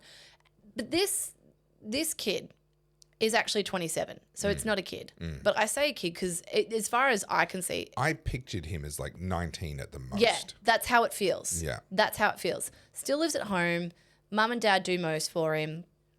And he's meant to be a 4th-year apprentice. Yeah. He can't even pass first-year stuff. Yeah, wow. And so, and G, to his credit, has been trying so hard. He didn't want to give up on this guy. With that being, I'm not wanting to be unkind, do you believe there might be an actual intellectual Well, issue? that's what we asked. Right. We actually asked him. Yeah. And we said, is there something that, that we need to know? Yeah. Because if there is, we can change your learning agreements. Yeah, we can work with it. Yeah. Just tell me so I know and I can, and what's a better way to learn. Yeah. And literally I have seen G turn himself into a pretzel trying to accommodate this kid. Yeah. Now I'm a lot harsher. Sure. I would have given up a long time ago. Sure. But G, to his credit, has tried so many different systems. So the first one was every time they do something, like a repeated task, pardon me, get your phone out and you're going to film it. Yeah. And then you're going to write, favorite it in your phone so that next time you do it, you just need to watch that video to refresh your mind. Yeah, create tutorials for yourself. Correct, right? He lasted 2 days doing that. Yeah, right. And just stopped doing it. And he's like, hey, where's your video? Oh, I didn't do it. Well, that was the new protocol. We agreed that, and that's a very inefficient way to get him to learn, but Right. he's already being extended an enormous amount of grace. Yes. Just to be allowed to do that. And these are the different things that he tried. And then it was like, little pop quizzes. All right, we're about to do this. What's the first thing we do? And gets it wrong every time. And G's sitting there going, you've done this in excess of 100 times. Yeah, wow. Well, you should be able to tell me off the top of your head how to do this. And so, trying to be nice and magnanimous, just sort of going, all right, what can we do? So we talked to the guy at TAFE. Does he have any learning disabilities? No, he's fine. It's passing in flying colours. And G's like, how? He doesn't even know how to do this, this, and this. And the guy's like, oh, I'm shocked to hear that. So anyway, this has been a long issue. So anyway, it got to the point where now it's the mental health card, right? Yeah. Oh, my mental health. And lots of sick days, no sick leave left, no, starting to want to use annual leave. And G's like, well, that's not how annual leave works, and trying to explain, the policies. Yeah. Oh, but I have annual leave. And it's like, yes, but it's as your boss, I determine whether or not it's okay for the business for you to take that time. And also, you need to be taking that time in a way that brings you back refreshed. Correct. So that means a block of time where you go and do something different and recharge your batteries, not here and there so that you can sit on a couch. And so this 27-year-old who acts like a 19-year-old doesn't even understand the basics of like how workplaces work. Yeah. And, if you call in sick on a Monday or a Friday, you have to get a medical certificate. Yeah. Otherwise, it just looks like you're giving yourself a long weekend. Yeah. And so, anyway, long story short, they've decided to mutually pull the pin because G just sat him down and was like, mate, you hate being here. Yeah, I don't working. understand why you're here. Yeah. You're unhappy. I've bent over backwards to accommodate you. And then he started playing the mental health. Oh, you guys are always so mean to me. You're always telling me I'm doing things wrong. And G's like, this is not me being mean to you. We work on very expensive stuff that could kill people if it's not done correctly. Yeah. There's a duty of care to our customers. Yep. These things have to be done. I'm not being mean to you. I'm literally pointing out if that wheel is not bolted to that car, that might result in a death. Yeah. Right? Doesn't get it. Doesn't land. And then, to the point where you're sort of going, oh my God, like what are we dealing with here? Right? Yeah. And so anyway, termination done.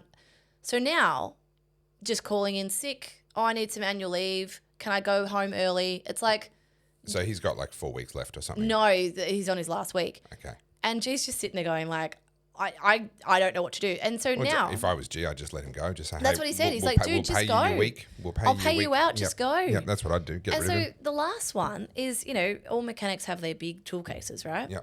They're very heavy. And G says to him, you need to organise to get your tools out of here. So on your last day, you're going to lock it up and take the key with you. And he's like, why do I have to lock my toolkit? And he's like, so you don't accuse us of stealing your tools. Yeah. So you're going to go and look at your toolkit, make sure every tool's in there and lock it so we don't have access to it. So if you decide that all of a sudden you're going to be like, oh, my such and such is missing, well, you can't do that. And he's like, oh, okay, I guess that makes sense. And he's like, so you're going to organise for my toolkit to come home? And he's like, no. He's like, oh, but that's what an employer should do.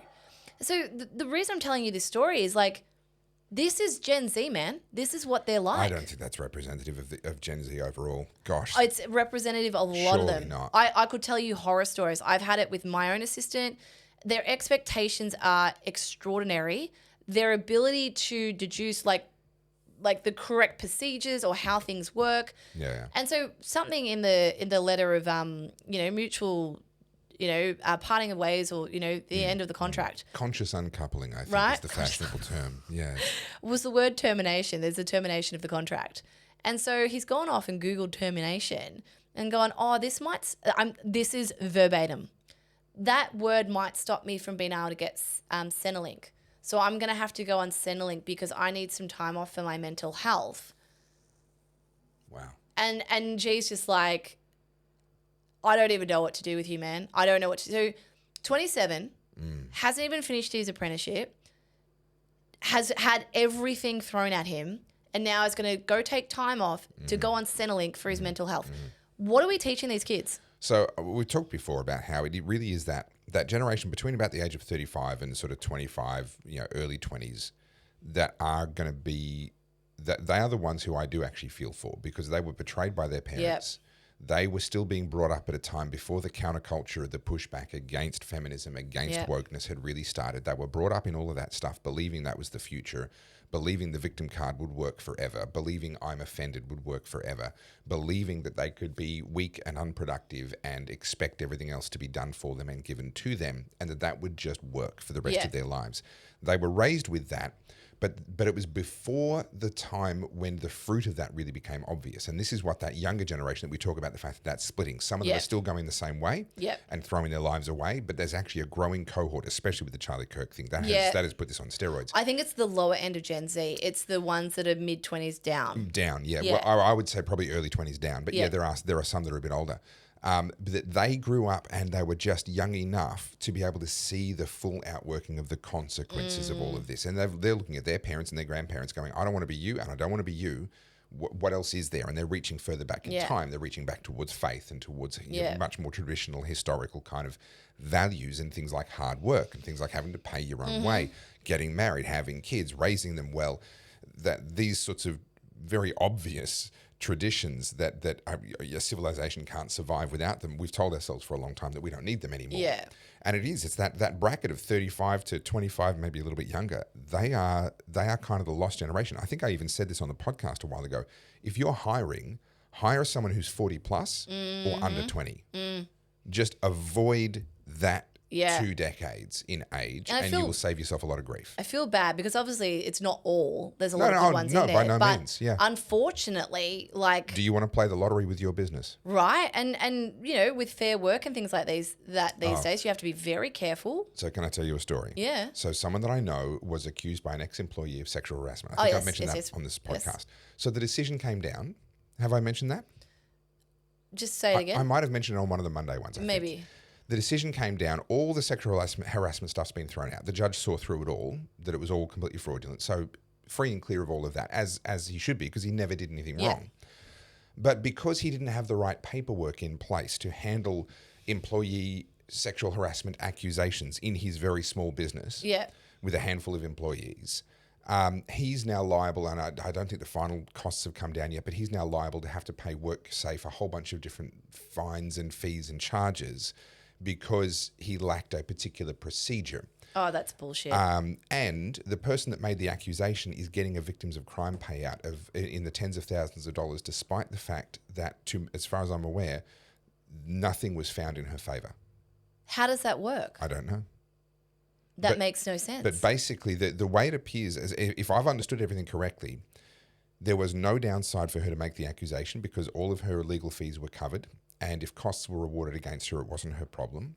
And by making that claim, because sexual harassment is its own thing, she was immediately eligible to get a payout, basically. This just makes me taxpayer so angry. Payout. So as best as I understand the situation, she had a significant financial incentive with no downside to make the accusation, even though it was baseless, and it was found to be baseless by the judge. Meanwhile, she still gets rewarded. Meanwhile, the person that she falsely accused has to cover all of his own costs and is now going to get in trouble because he didn't have the right paperwork as a small business owner.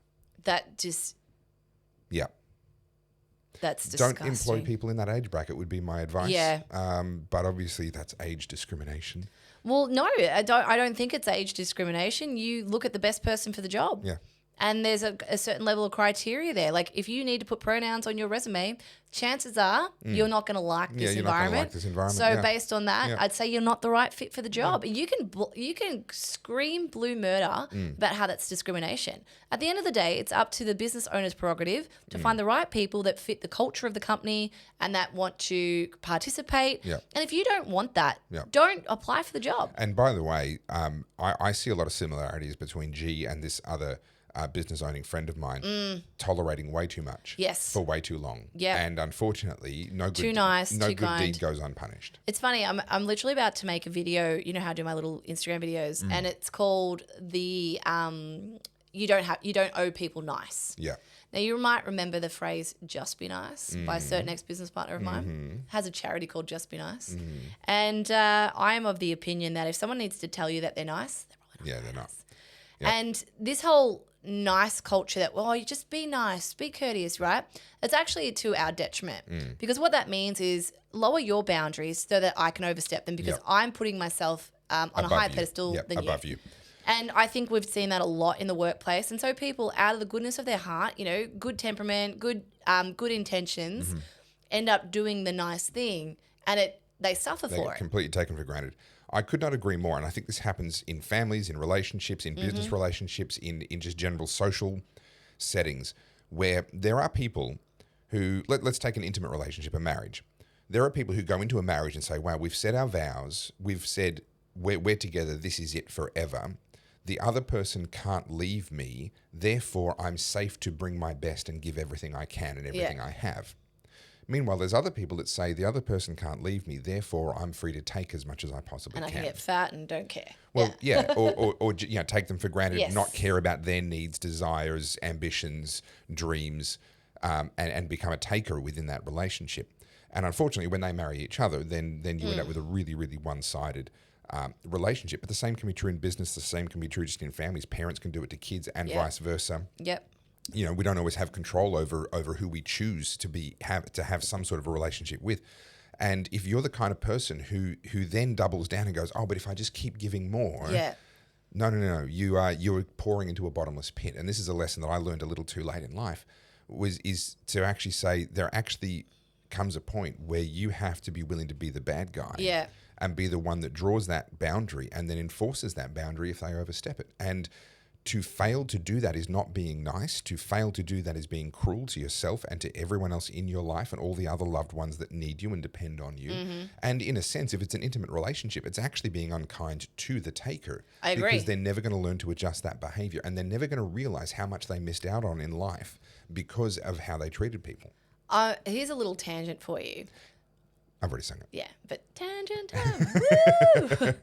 Woo! So I came out of the womb as blunt as a meat axe. My poor mother, no.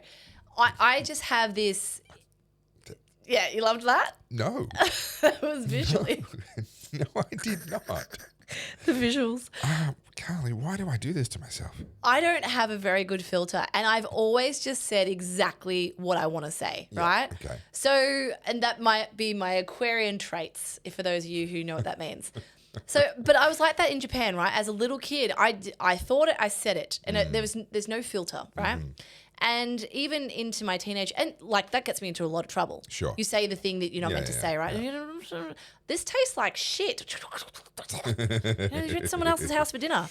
Why are your couches so ugly? Like all those like weird kid things. Anyway, but I've never really changed that. And, people would scold me for it. But it took me a long time to realize this. And it was my first business that really taught me this is in business. And this is a blanket statement, but let me just finish my talk.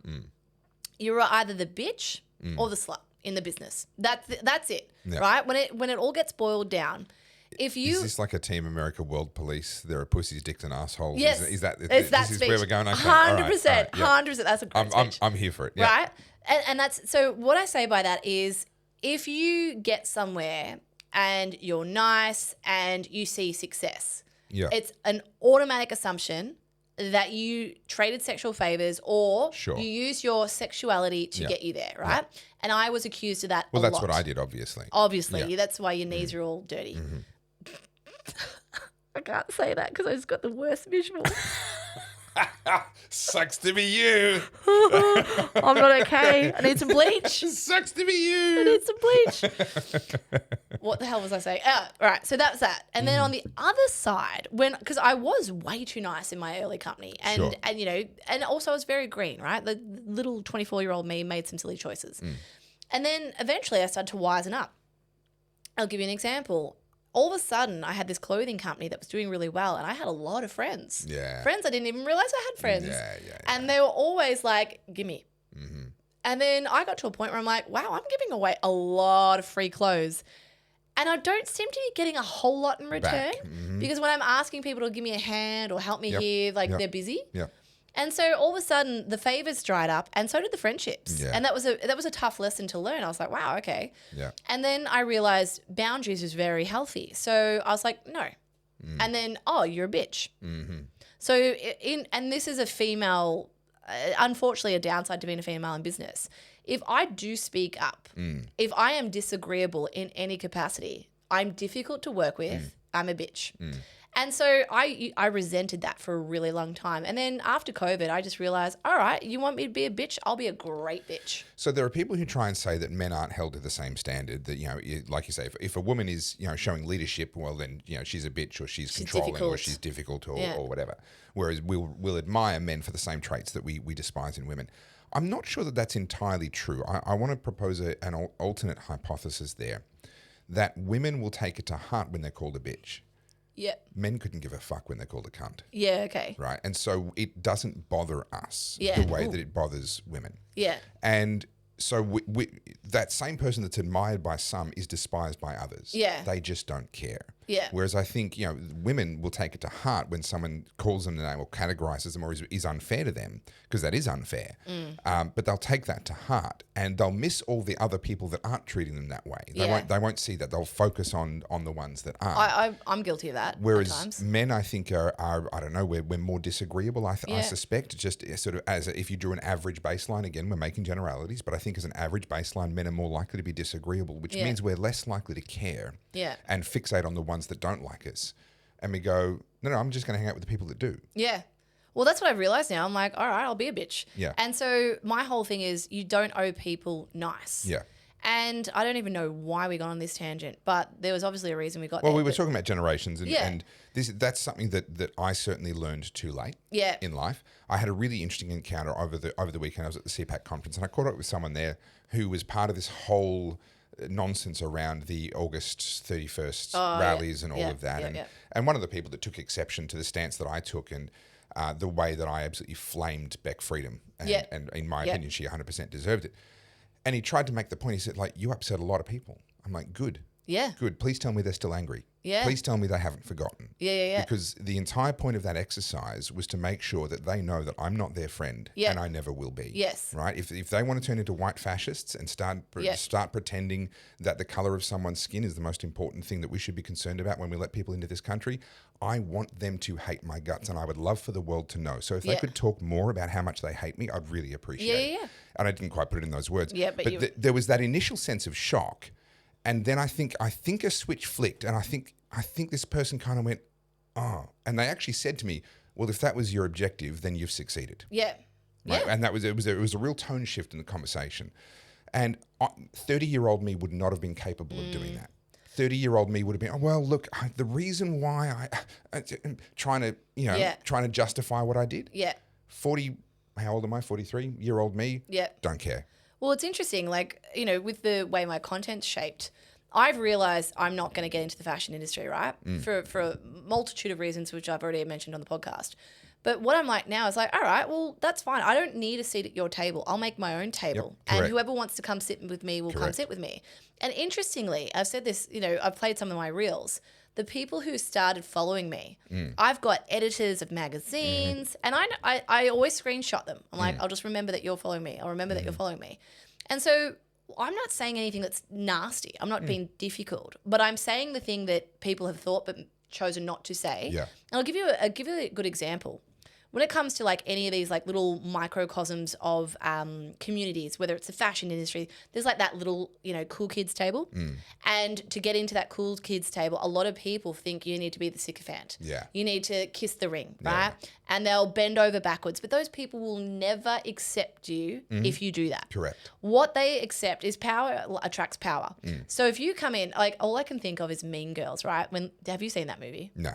Oh, God. And I'm not going to. No. Oh, you would have to straight me to the chair and use the toothpicks in the eyes. No, That's the only way no. I'm ever going to watch It's it. just one of those like generalizations of like high school politics. But the new girl comes in and she's weird, and the cool girl over here, you know, so they're threatened, right? And then they like it's a jungle scene basically. That's what they respect. So I'm like, all right, I'm not invited to your table, and I'm not woke, and I'm never going to have pronouns in my bio, and I'm not going to like bend the knee to your version of feminism. I'm going to be over here doing this. Yep.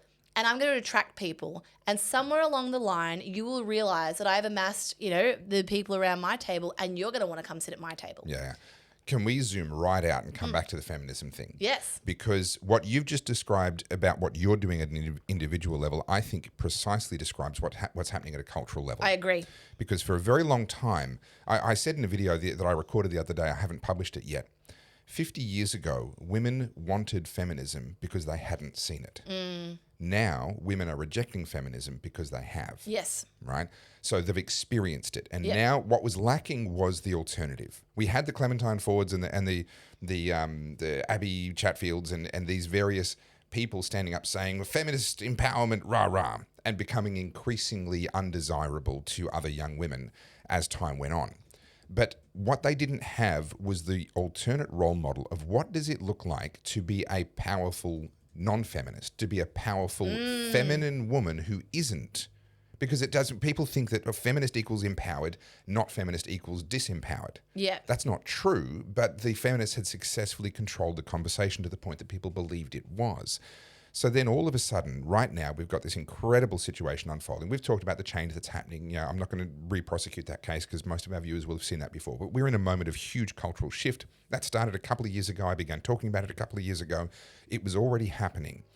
But the assassination of Charlie Kirk has just put that onto steroids. Yes. It is phenomenal. I cannot begin to express.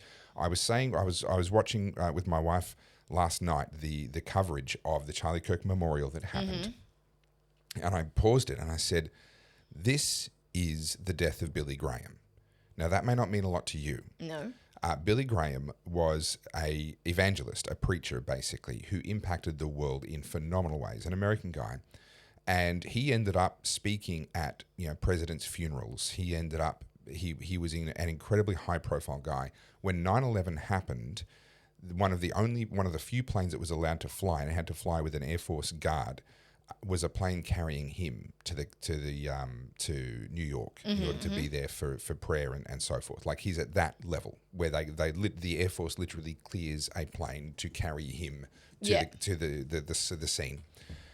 When he died, it was a state funeral and all the rest of it as it ought to be.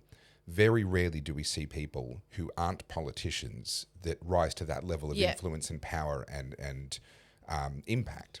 And Charlie Kirk died as a much younger man. Billy Graham died in old age. Charlie Kirk was assassinated at 31 years of age, and yet we're watching the state funeral, so to speak. It was not an official state funeral, but it had. I think it may as well be. Tim Pool. I was watching this. Tim Pool said it had 100 million streams. Yeah, I haven't verified that, but I have seen the claim. Yeah, so Tim Pool said that, and he was saying that, he go watch his episode on it, but he was basically saying that it was 100 million streams within the 24 hours, and that doesn't include the clips and also the streams that will happen after. People would have been reposting it, grabbing it and so forth everywhere. So the impact of this, I'm loving. I've done a video on an ABC comments thread and how toxic it is. That also hasn't come out yet. And one of them was, quite a few of the comments were like, "Oh, can we just move on? Can we stop talking about this, please?" I'm like, "Oh, sweetheart, if you're sick of hearing about this now and you think that this is just a blip and we can all move on from this and life's going to go back to the way it was before, you are in for a rough rest of your life because that is not happening." Because the assassination happened. It's not that the social change is because of the assassination, but the social change was already happening. Yeah. And the bitter clingers that we've talked about before, the ones who are going to go down fighting, well, one of them took out Charlie Kirk. Big mistake. So with that in mind, we've now seen the rise of Erika Kirk. She is the embodiment, the most visible embodiment of what an empowered non-feminist woman looks like. Yeah. And it's beautiful. Yeah. It's enchanting. Yeah. Young women, 14-year-old women watching that memorial service are saying, what's she got? Yeah. Because that's amazing. Do you know what's interesting? Just contrasting it to my relationship with G. Like, as I said, I was single for 12 years and, I've told that story plenty of times. But my relationship with G is very much like, I don't want to say perfect because it's not perfect in that sense, but just really like even, balanced. Yeah. And I've said we haven't had a fight. And I remember I said that on an early podcast.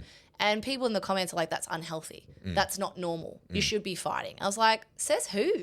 Right? Says who? Now, I grew up in a household where my parents used to fight like cats and dogs. Yeah. Like fry pans being thrown across the kitchen, right? Like volatile. That's unhealthy. Yeah, I agree. So I've seen, but then at the same point, my parents were also madly in love. Right. So it was like that kind of like, dichotomy between the two. Very intense kind of. Yeah. And when they finally got divorced, I never thought my parents would get divorced. I thought they'd be together to the end, but there you go. So everyone seems to have this opinion of how relationships should be. So G, just before me, had another girlfriend for 8 months. Yeah.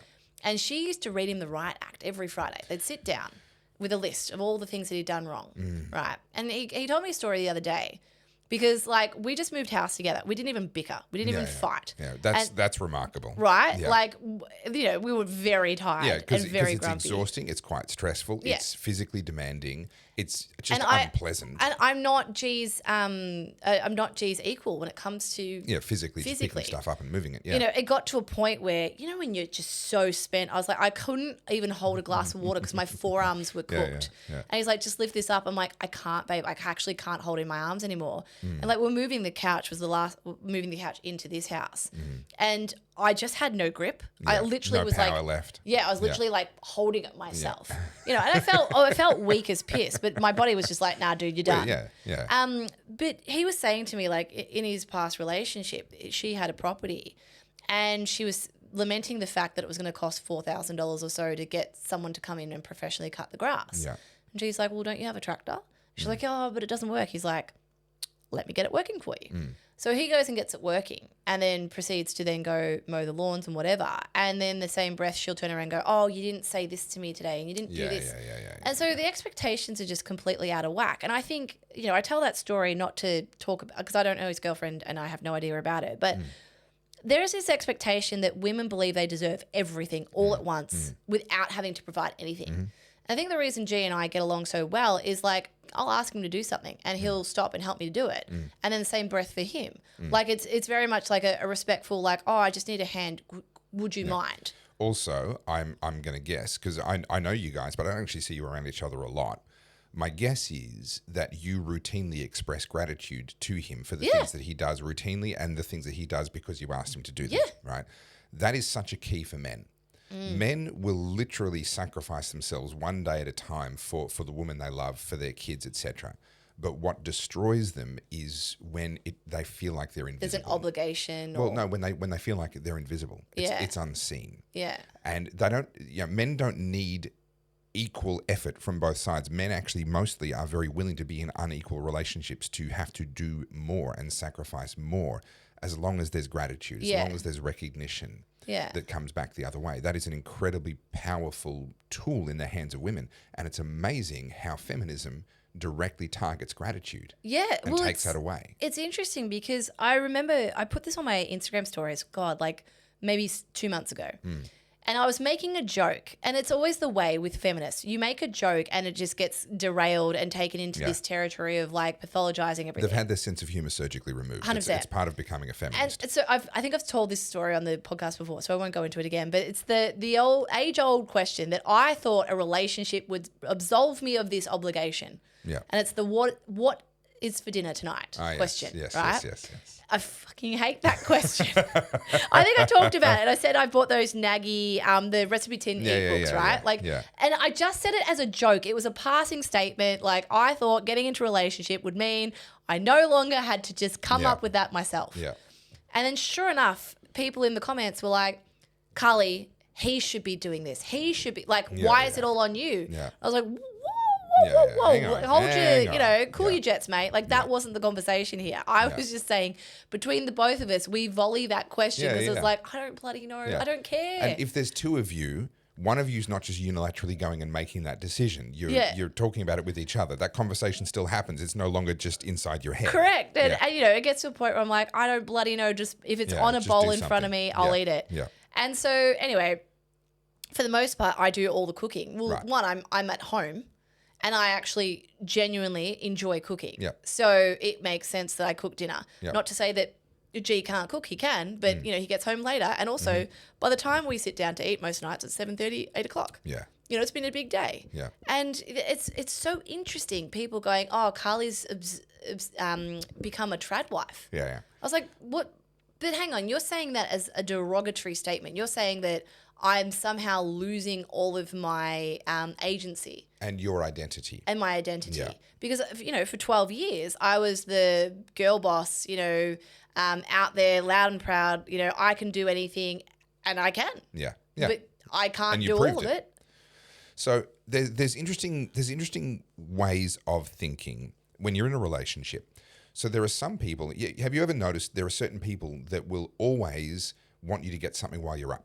Yeah. If you're watching a movie or whatever, they won't go and get anything, but the minute someone else stands up, they're asking you to. Yeah. Right. So I got thinking about this. This is just sort of my own stupid grey matter not shutting up when I wish it would. I got thinking about the thresholds of that. See, I feel bad asking someone to get me something pretty much because I feel like I'm putting them out. I'm asking them to do more than what they would otherwise have had to do. But there are other people that have a different threshold. Their threshold is it easier for them to do than it is for me to do? Well, if that's the case, then it's perfectly fine for me to put it on there. Yeah. Because the overall amount of effort is less. It's easier for them. They're already up. Okay, it's going to take less time. And so they don't actually notice, they don't respond with gratitude when someone gets them something while they're up. In their mind, the equation was, well, actually, overall, the energy level has been lower, right? It's been easier, and so therefore that's fine. Then there are other people that have a very selfish threshold. Is it easier for me? And these are the people that are very willing to put other people out a lot, just for the sake of saving themselves a little bit. And having done that, they still won't be grateful. Yeah. Because in their mind, well, this makes sense because it's easier for me. Yeah. And so different people have these different thresholds at which point they recognize their obligation for gratitude. And again, coming back to gratitude, it's such a powerful thing. There are some people who will never recognize that they have an obligation to be grateful no matter how much you've done for them. Yeah. There are other people that will be grateful when you do the teeniest, tiniest little thing. And it's just because they're viewing the ratio of effort differently and that threshold is different inside their mind. One of the things that I think is really important in a relationship is to have a really low threshold for gratitude. A threshold that is low enough that you are grateful for the routine things, not for the exceptional things. Yeah. You're grateful for the fact that they spent today at work. Yeah. You're grateful if you come home from work for the fact that they made dinner. Sure, it might be the same dinner you eat, 3 times a week. That might not be a very creative meal. Yeah. But there's dinner waiting for you and choosing to be grateful for that. And if couples can kind of ingrain into their relationship perpetual gratitude for the routine things, it tends to remove a lot of other problems. I've got a funny story, and it's a bit of a tangent, but I think this is pretty indicative of where feminist has taken a lot of women's attitudes. So a girlfriend of mine shared this funny, like people put skits up on Instagram. Sure.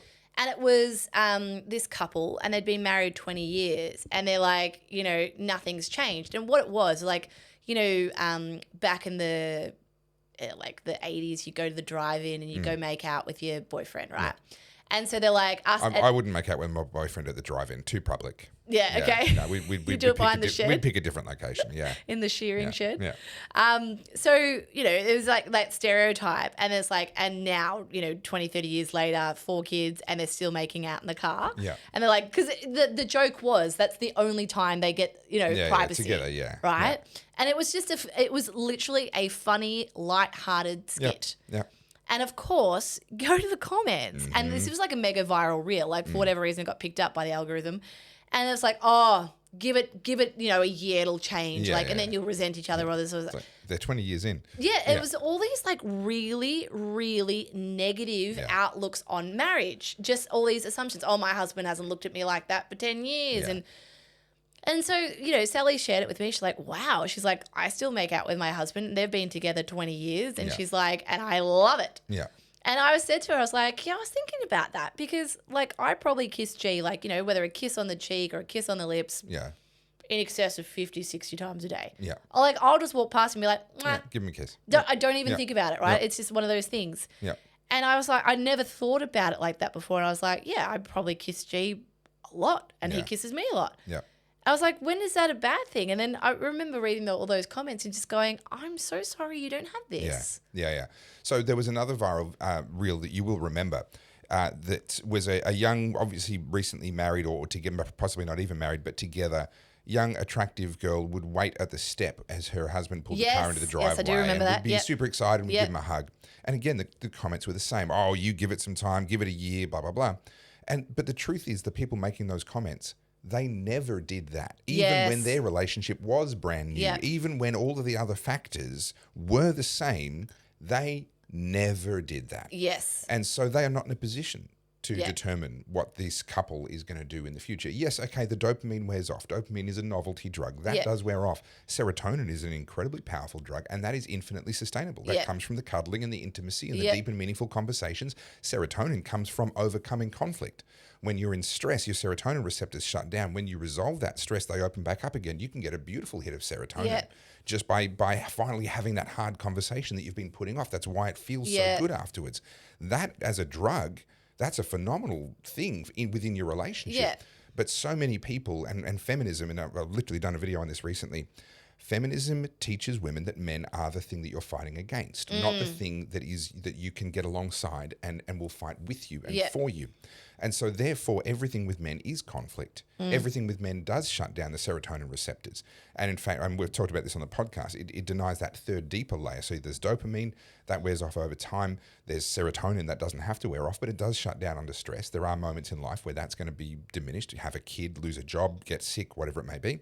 The third layer is the bonding that comes with shared trials and shared triumphs. And this doesn't have to be in an intimate relationship. This is why people that have survived being in the trenches in a war together have a bond. It's not a romantic bond, but there is a bond there that is unbreakable. Yeah. And they can hate each other's guts, but they'll still die for each other. Yeah. Right? There's something really powerful.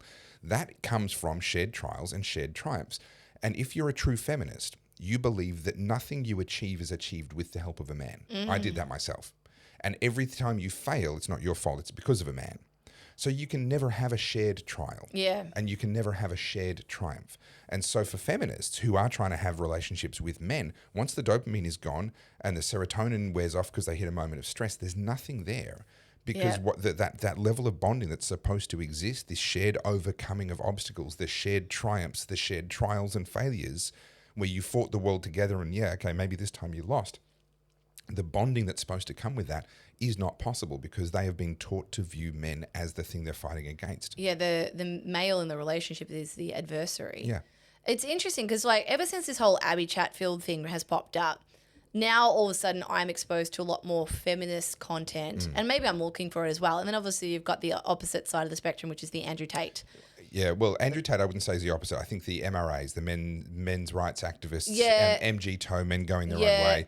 Not all of them, and same with feminists, are not all completely toxic. Not all the MG toe guys are completely toxic, but boy, there are some male feminists. I'm seeing a little bit more content, and I would like to think that these are the fringes. I don't think Abby is pretty indicative of most women, although I thought that. I'm being disproven. I do believe that section of Gen Z that we carved out. That age group, it's pretty high. Most of the women are like that. And I see it now because, things get shared and whatever. And now I see a whole lot of this content and I just think to myself, I'm so sorry that you're going through this because in 10 years' time, when this is no longer trendy or cool, you are going to lose out. And, we talk about the population collapse. Yeah. Now, I've said this before. I've never wanted kids. I never woke up thinking. I've never had that maternal instinct. Yep. I love kids. I love other people's kids. Yep. And so the ones you can hand back at the end. Yeah. Well, it's just one of those things. Like, I talk to my girlfriends. Like a girl that we both know, so clucky.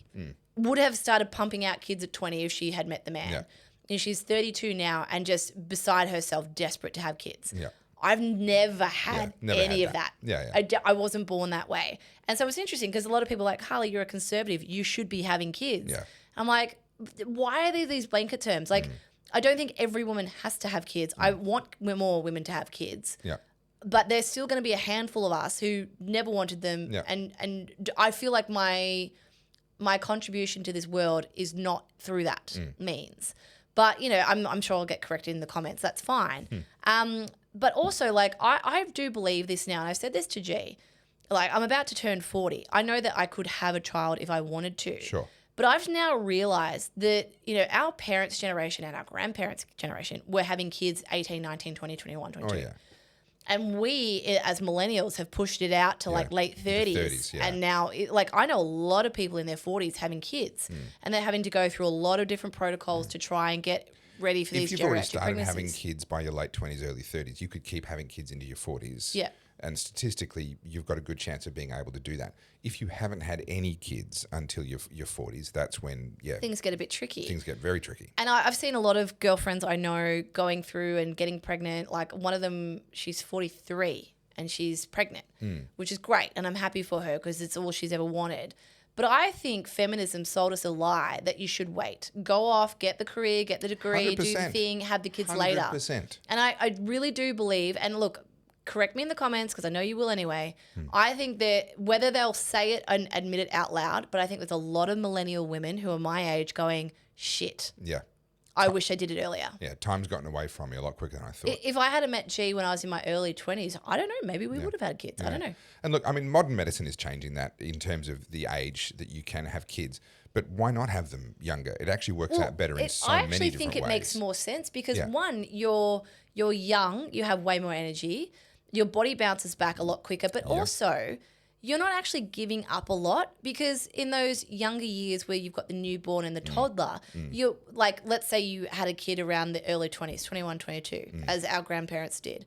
Okay, cool. So you finished high school, you have your first couple of kids. You rear them and you get them to primary school age. By that stage, you're like late 20s. Yeah.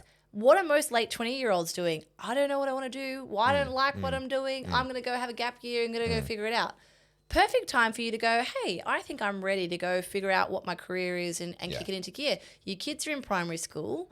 You've got that access to be able to like step into the workforce. Whereas the opposite, let's say I had a kid today, I would have to say, I can't do the podcast anymore, or it'd be very difficult. Masters would be off the table because I just don't have the time. My business would suffer. And realistically, if I'm brutally honest, I'd be out of the workforce for probably 5 years. Yeah. And I think the issue, there's that expression, youth is wasted on the young. Yeah. Right? Yeah. And I think it's really true. We think that what we have planned and what we're doing is just too important to be interrupted by something as trivial as starting the next generation. There's a verse in Proverbs that says, as arrows in the hand of a mighty man, so are children of the youth. Now, it's talking about children that you've had when you're young, right? You have children in your youth when you're young. And as they then come up, as they reach maturity, I mean, think about it. We're going back into sort of ancient cultures. They're having kids when they're 17, 18, 20. And then by the time your kids are themselves 17, 18, 20 years of age, you're in your late 30s. Yeah. And what a powerful dynamic that would be to have in your life, to have kids, especially, I mean, we're talking agrarian communities, farming, all the rest of it.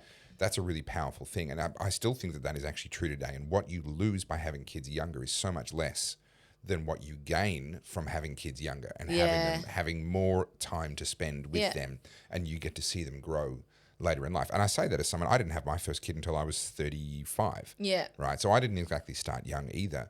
But I do look back and say all those things that I thought I was gaining by having waited, by having not had kids. Obviously, I was waiting to find someone that I wanted to settle down and marry. But whatever I thought I was gaining wasn't.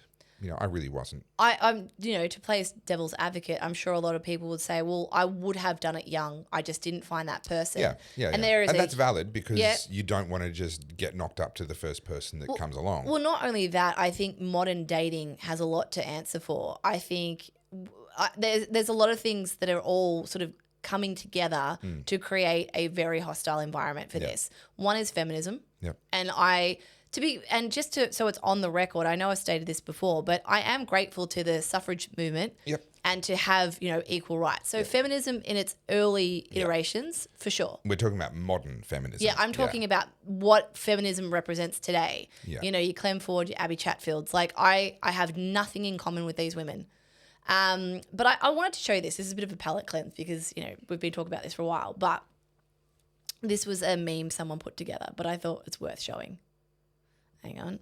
So you know who this is. This is Abby Chatfield's boyfriend. Would be that dude making all the women uncomfortable. Standing in the corner all sweaty, staring vacantly. Shit chat. You fucking moronic little piece of shit. Making all the women uncomfortable. You are the biggest fucking loser that's walked on this earth. I'm sorry.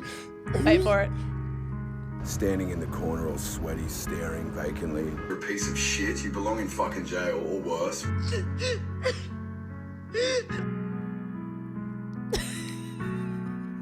That's amazing. I'm sorry, if you were listening to this podcast, wow. That is okay. I want to buy whoever's idea that was a beer because that is phenomenal. If you're listening to this, what we just saw was a re-editing and cutting together of videos and TikTok reels and whatever from Abby Chatfield and her boyfriend. One of the ones that have gone viral, obviously completely re-edited to change the meaning of them. But boy, that was good. Yeah, and look, this Abby Chatfield's boyfriend, right? I don't know much about Peking Duck at all. I know their songs, whatever. But as far as the guys themselves, I don't have a lot of context for them. Yeah, sure. But this version of Adam Hyde, his name is, I don't know whether he's become this character or he was this character. But there's a level of this that there's an aggressiveness to him. I cannot put my finger on it. Right. There is something about him that gives me the ick. And it's not just the long hair. Yeah. It's a sensory thing. There's something about him that I'm like, I think that a little part of him is like, I'm going to lean into this Abby thing. And then I do believe there must be a part of him that also repels it.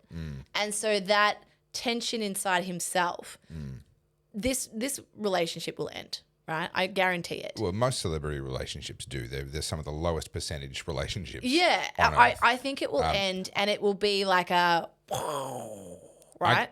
I can't comment. I don't follow their music. I don't know anything about them. But I do know that being a feminist is a leading indicator of divorce. Yeah. Well, yeah. So you might not have seen it, but there's this woman. I can't remember her name. She's got these big, thick glasses. She's a feminist. And she's done the podcast round. She did Diary of a CEO, and she did it as part of a panel. And then she did Konstantin Kisin. Okay. She's Australian, I think. But don't know. Typical feminist, right? Like these big blocky things. And so it's like they lean into this version that's not quite feminine, but they're calling it femininity. And it's quite aggressive, the way they dress, right? And I call it ugly. Right. I think it's a deliberate uglification, right? To not look traditionally beautiful. And they don't, they're rejecting men and the patriarchy, and obviously beauty standards are a patriarchic idea. Yeah. And so she went on these podcasts, and I couldn't watch the whole thing because I found her entirely insufferable. But what she was doing was every time Konstantin Kisin presented I think he's a master debater and he doesn't get worked up. But you saw her, the cogs were turning and she was trying to get a gotcha out of him and she was trying to get the viral clip. And so what happened was she was getting too ahead of herself and she talked herself into corners constantly and then she was getting frustrated. Konstantin Kisin. Yeah. And so, this is what I mean by like Ben Shapiro, Konstantin Kisin, there's a few people that do this really well. But just by being very calm, they're able to get that person to back into corners. And then because she was getting backed into corners, then she had to start unleashing the tropes. Yeah. Oh, that's a sexist thing to say. Yeah. Oh, that's very misogynistic. And Konstantin's like, hang on, what? I just asked you a question and you answered it. So Andrew Denton, the Australian journalist, was a master of the enough rope. I mean, he named his show Enough Rope. Give them enough rope to hang themselves. And this is one of the key things where And I mean, honestly, bringing it back to Charlie Kirk, still talking a lot about him, you watch how he would listen to people. Yeah. And he would allow people to ask a good faith question if that's what they had. Yeah. Right. And he would respond in good faith. If someone was obviously there with some sort of they're trying to get that little moment, he would let them keep talking, or he would tease out the question further until they gave him enough rope. Yeah. And then he's like, Got you now. So I don't want to keep talking about it, but like I'm not even going to play it, but I'm just going to show you guys. It's so that whole Tylenol thing, right? Like Right. talk about massive tangent. She's come out. I thought we all knew this, but apparently not. The reason for the increase in autism and ADHD diagnoses is actually because of an expansion of the understanding of those two diagnoses. Yeah, so that she's and gone straight understanding that- for... So Yeah. the reason I wanted to play that is they don't realize it, but they are programmed. They are conditioned.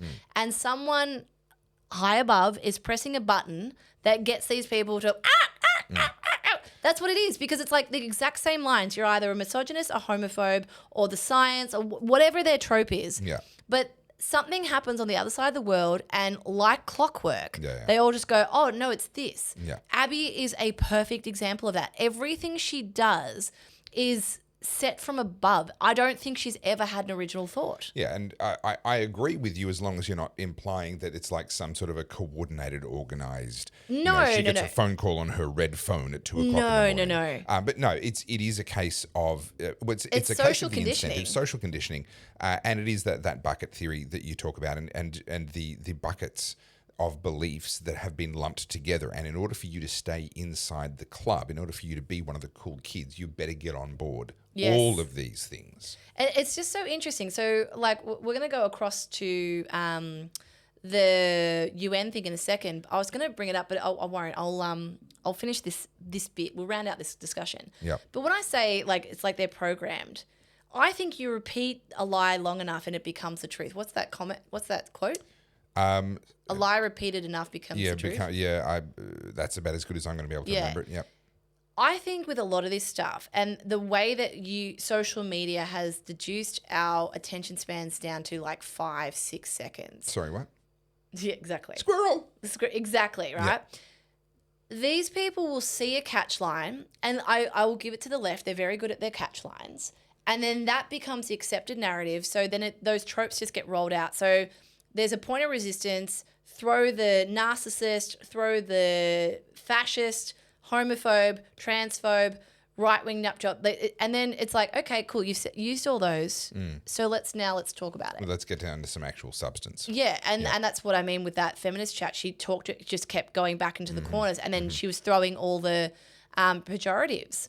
But what I think has actually needed with feminism, and this is, I was going to go into the Trump UN thing, strong leadership and strong masculine leadership. No more milquetoast soy boy Anthony Albanese's. Yep. Strong characters. Now, as we've just literally had this conversation, when you have boundaries, when you speak up for yourself, if you're a woman, you're a bitch, but as a man, you don't care. Trump doesn't care that people don't like him. Correct. And he actually made a quote at the Charlie Kirk memorial saying that Charlie wanted the best for his adversaries. Yeah. I don't. I hate my adversaries. enemies. I want the worst for them. Yeah. And I was like, guys, if you need to know anything about Donald Trump, it's that. So that was really interesting to me because there was an element of tongue in cheek where he was playing to the crowd, and he then went on to make this joke. Charlie's looking down on me, really disappointed right now. And he was playing it up to the crowd a little bit. But I also think there is truth to that. Yeah. I don't know whether he wants the worst for his adversaries, but he certainly isn't going to give them an inch. Yeah. I want to play this because, so Trump, for those who don't know, he went to the UN. I'll just bring up the article so we can see it. And he went full scorched earth at the UN. Now, I'm not really across this. I was seeing bits of it whilst I was working in the back of the car. Yeah, so I'll play... you and me are going to learn this at the same time. I'll play this little clip because I thought this was really good. Is the UN not solving the problems it should? Too often, it's actually creating new problems for us to solve. The best example is the number one political issue of our time, the crisis of uncontrolled migration. It's uncontrolled. Your countries are being ruined. The United Nations is funding an assault on Western countries and their borders. In 2024, the UN budgeted $372 million in cash assistance to support an estimated 624,000 migrants journeying into the United States. Think of that. The UN is supporting people that are illegally coming into the United States, and then we have to get them out. The UN also provided food, shelter, transportation, and debit cards to illegal aliens. Can you believe that? On the way to infiltrate our southern border. Millions of people came through that southern border. Just a year ago, millions and millions of people were pouring in, 25 million altogether over the 4 years of the incompetent Biden administration. And now we have it stopped, totally stopped. In fact, they're not even coming anymore because they know they can't get through. But what took place is totally unacceptable. The UN is supposed to stop invasions, not create them and not finance them. He is not playing. He's not and playing. I am here for it. And this is actually, sorry, back to the, just again, comments, like people like, finally a president who calls out the UN for what it really is. Thank you, sir. I think what the upside to Charlie Kirk, bless, RIP, is that all of a sudden people have just found their spines. Like, no, that is it. That is it. I would say it differently because there's a lot of people that had a spine, but they were trying to be nice. Yes. The velvet was too thick. Yes. On their glove. Yeah. And I think what's happened, I can feel it in myself as well. Yep. That velvet's wearing thin. Yeah. Yeah. Well, that's what I was saying, like the whole just be nice thing. Yeah. I think it's bullshit. Yeah. You were sold a lie. This is just segue for a second. The difference between G and I on a phone call, right? Like he's very, very courteous, very kind, whatever. But a lot of things take a lot longer. Yes. I get on the phone and it's solved. Do you know why? I'm difficult. Yeah. Do you know why I'm Yeah, and difficult? direct. I want the job done. Yeah. And I will be the least point of resistance for you is to just do the thing I've asked you the first time. Then you don't have to deal with me. Isn't that a wonderful thing? You bitch. Right? And so now this is the way I get things done because people are like, wow, you got that done quickly. I'm like, yes. Yes. Because people know there's a level of expectation. Yep. If you fall short of what you told me you're going to do, Yep. you will get my wrath. I'm Yep. very annoying. And it's also, though, some people end up being so nice that everyone loses track of what Yep. what are we talking about again? What are we doing? What's needed here? Yeah. Oh, they won't mind. She's really lovely. She won't mind if you put her to the back of the queue. But also just what is it that you need from me again? Like having a clear set of here's the problem. Yep. This didn't get done. I need this done by this time, or else there's going to be trouble. Yeah. Okay, I understand the conversation here. Yeah. Right. And I think there's also like not fear. Fear's the wrong word, but there's a level of she's the one you don't want to piss off, right? You don't respect people who don't respect themselves. Correct. And I'm, to use myself as an example, I'm not nasty. I'm not rude, and I'll never like just ad hominem attack you. Yeah. But I will hold your tail to the fire. Yeah. If you've told me you're going to do X and you didn't do X, and I needed you to do X, Yeah. you will feel that from me. So the really key part there is if you've told me. Yeah. So I make a point of making mutually agreed objectives, whether this is with my team, whether this is with business partners, with family members, whatever. This is always and universally true. Anytime I can, sometimes there are hard deadlines and you've got to tell them what's got to be done by when.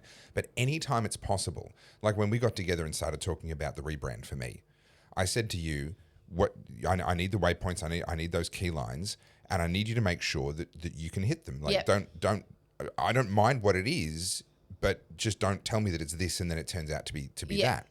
And we're on target. It's going really well.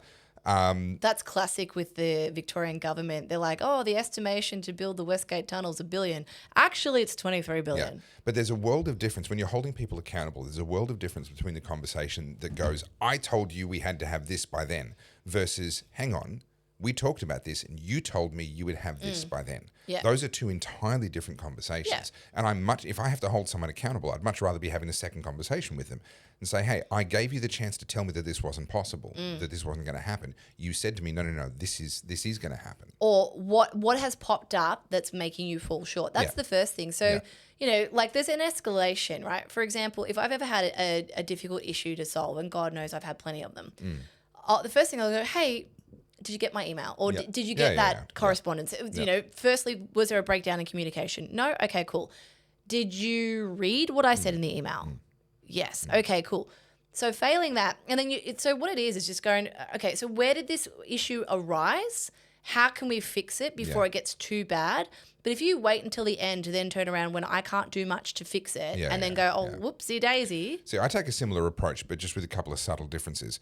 I'm sort of like, firstly, hey, did you get the severed horse's head on your front porch? Did you read the note that I had embedded in its eyeball? Yeah. No? Okay, breakdown in communication. All right, let's just take it from there. Yeah. I've had to learn that the hard way because often, the squeaky wheel gets the oil, right? Yeah. So I've learned that being the squeaky wheel is not the bad thing.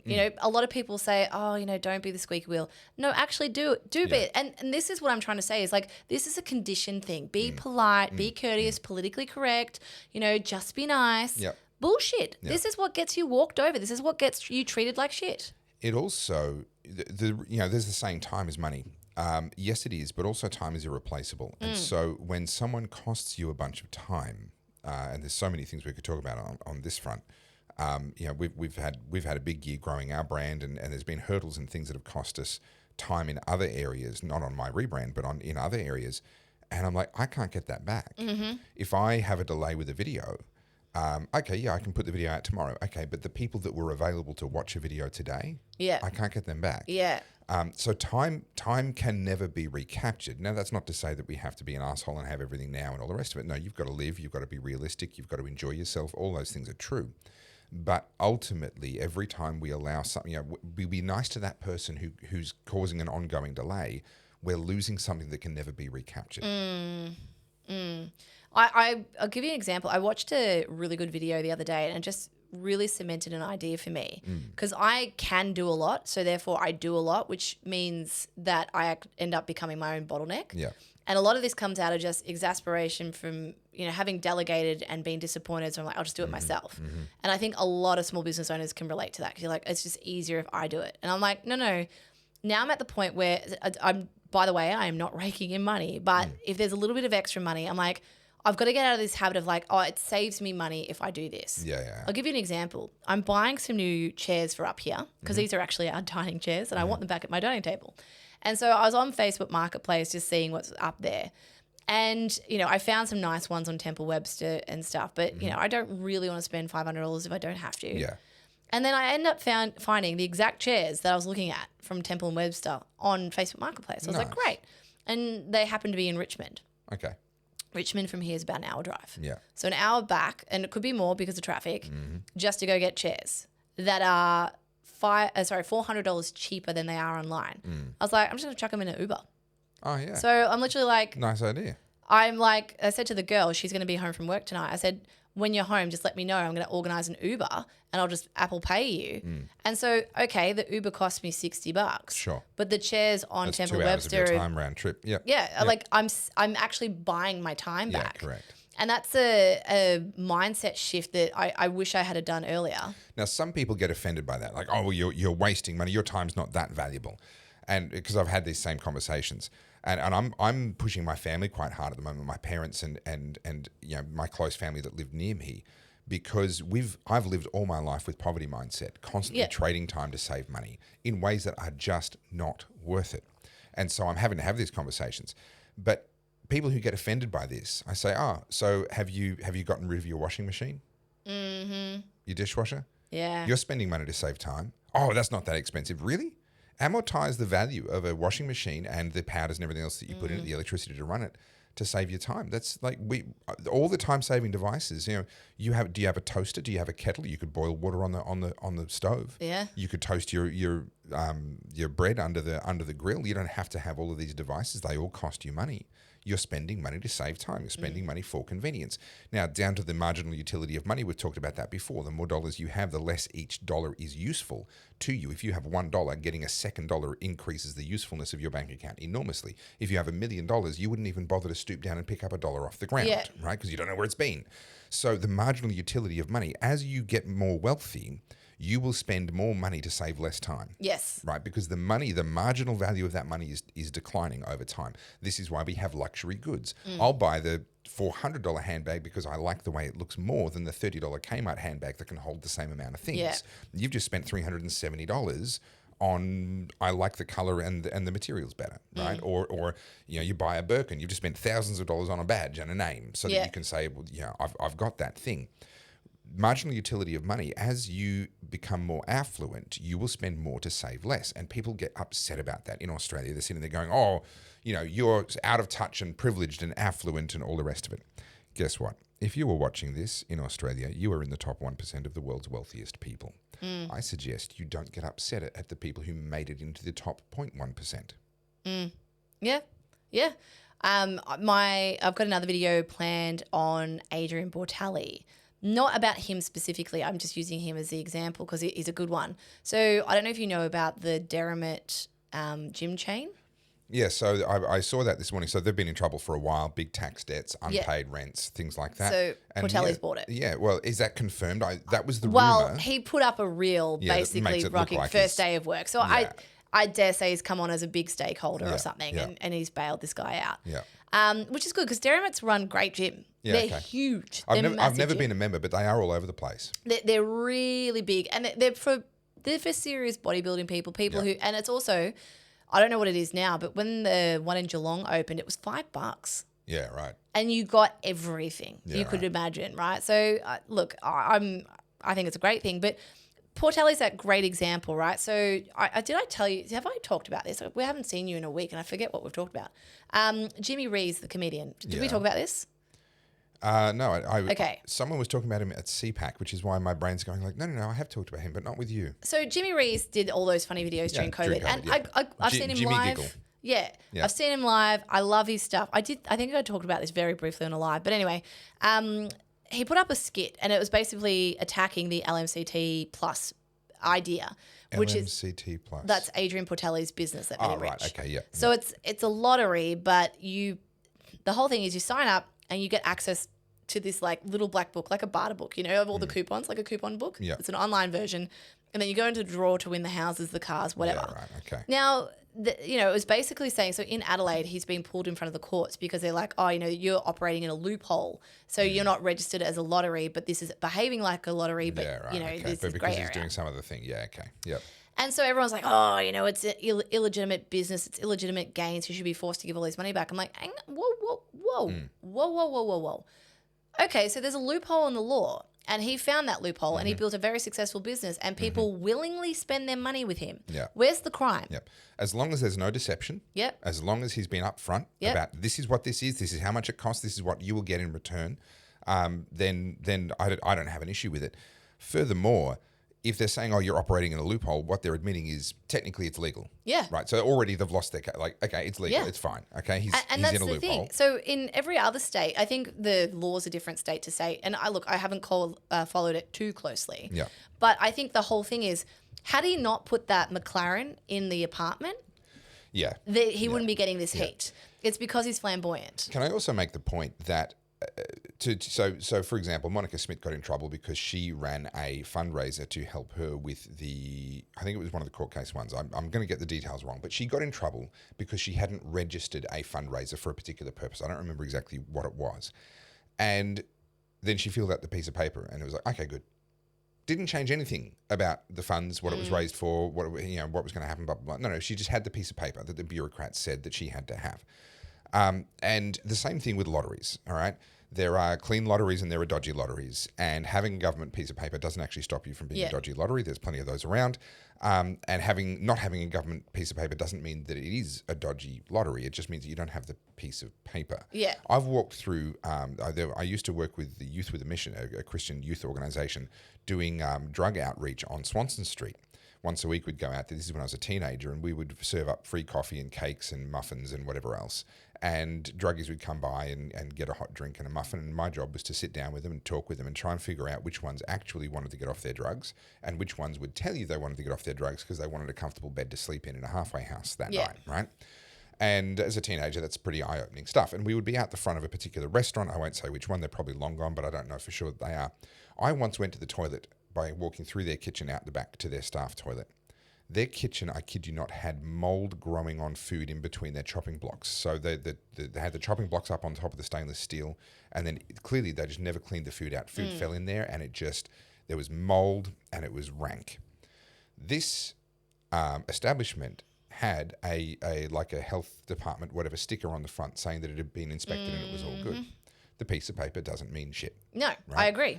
And so to sit there and go, oh, Adrien Portelli, he has to give all his money back because he didn't get the bureaucrat's piece of paper. The bureaucrats will make a big song and dance about it because people who succeed in business and do a good job whilst not getting a piece of paper prove that the piece of paper doesn't do anything. And that was my point. So the whole reason I brought up him is because he's doing so well. He's giving back in different ways, but it's because of his flamboyance, right? And then you contrast that to say, what I'm doing in the video is I'm talking about, say, the CEOs of the banks and Woolies and all that who have gotten golden handshakes or massive payments, massive commissions, like Alan Joyce. How much money did he get whilst Qantas was being subsidised by the taxpayer during COVID? Yeah. Right?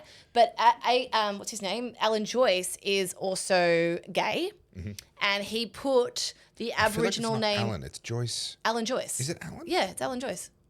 Yeah. That just feels wrong. Okay, Alan Joyce. Yeah, it's Alan Joyce. Okay. He's all right. Irish. He's a little leprechaun. No, I know who you mean, yeah. But the reason I think he's amazing, I can't remember his exact figure, but I think it was almost 100 million he got out of Qantas. Yeah, wow. Over his tenure. But Alan Joyce, during his tenure, he put the LGBT lanyard things on people. Yep. He put the Aboriginal names on the departure lounges. Yep. So that, you don't know where you're landing. Yep. No. The welcome to country. He put the pronouns in the bios. He put, the names of Aboriginal things on the planes. So he played the game. Was he also the one who, because it was Qantas that sponsored the rugby team and they threatened to pull their sponsorship if Israel Folau wasn't disciplined? It could be. I I don't know might that be one. misremembering. Don't sue me. I might be misremembering, but I think they had something to do with all of that as well. Yeah, I'm not across that one. But so my point is, Alan Joyce was able to literally swindle almost $100 million from Qantas whilst being subsidised during COVID by us. So that's the issue I have. Correct. Is look, if someone can negotiate really well and the company, the board of directors are dumb enough, sure, make you $100 million. Okay, so here's my thing, right? If I was running a company, now Qantas is a huge company, I get that, and there's a board of directors and all the things. But Qantas is also no longer Qantas from 30 years ago. No, not at all. You're going to get your bags lost. You're going to get your suitcase broken. You're going to have your flight cancelled or delayed. So why is this CEO getting this extraordinary amount of money when the actual business itself is not running well? Not to prove your point, but I flew on 3 different Qantas planes this last weekend, 1 on Friday and 2 on Monday. Guess what percentage were delayed? And when I say delayed, I'm not talking 5 minutes, I'm talking substantial. All. 2 out of 3. 2 out of 3 were Yeah, I'm not delayed. shocked. One of them by about 2 hours. I was on the Qantas A380 coming back from London, so London to Perth. My, my armresty thing was duct taped Oh, charming. because it was broken, right? And I was like, duct tape on a Qantas flight? Yeah. I'd expect that of Jetstar. Yeah. My suitcase was broken. Like the wheels literally clean snapped off. You talked about that, yeah. And that was Qantas. Yeah. And, it's got Now, baggage handlers aren't necessarily unique to the airline. They might be generic to the airport. Remember Different that ones operate different scandal? ways. Was it 18 months or maybe longer than that ago? The Qantas baggage handlers at Melbourne Airport were busted throwing bags around. I do remember that. That was a huge scandal. You're right. At the bigger airports, they are dedicated to their particular. Yeah. Okay. So anyway, my point is that there is no way you should be able to extract that extraordinary amount of money when the actual customers who spend their money with that business are getting declining service. But that aside, so we don't come down on someone like Alan Joyce. We don't come down on Mike Cannon-Brookes, who's a climate warrior who had to think about the repercussions of him buying a Bombardier, whatever, private jet, whilst also, by the way, terraforming the landscape, putting in a Yeah. private lake because he wanted to look at it. Correct. Yeah. Right. So this is what I'm saying. These people are playing the game and they don't get anywhere near the heat. Portelli's not playing the game. Yeah, that's He's right. much like me in the sense that he's like, fuck you, I'm not bending the knee. Yeah.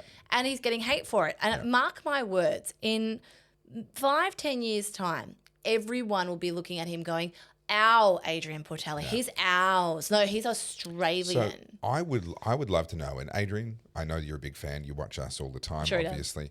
And if anyone knows Adrien, you can get this through to him. I would love to interview him because I would actually love to hear him say something that I'm pretty sure is going to be true, which is that all the noise does not bother him in the slightest. Yeah. I think once you have that kind of fuck you money, you couldn't care less. And Can I say it differently? Yeah. I think only if you couldn't care less would you end up with that kind of fuck you money. Yeah, I would say so. I mean, him and Troy Candy, they're a great team. And what I will say about those two boys is they are sensational marketers.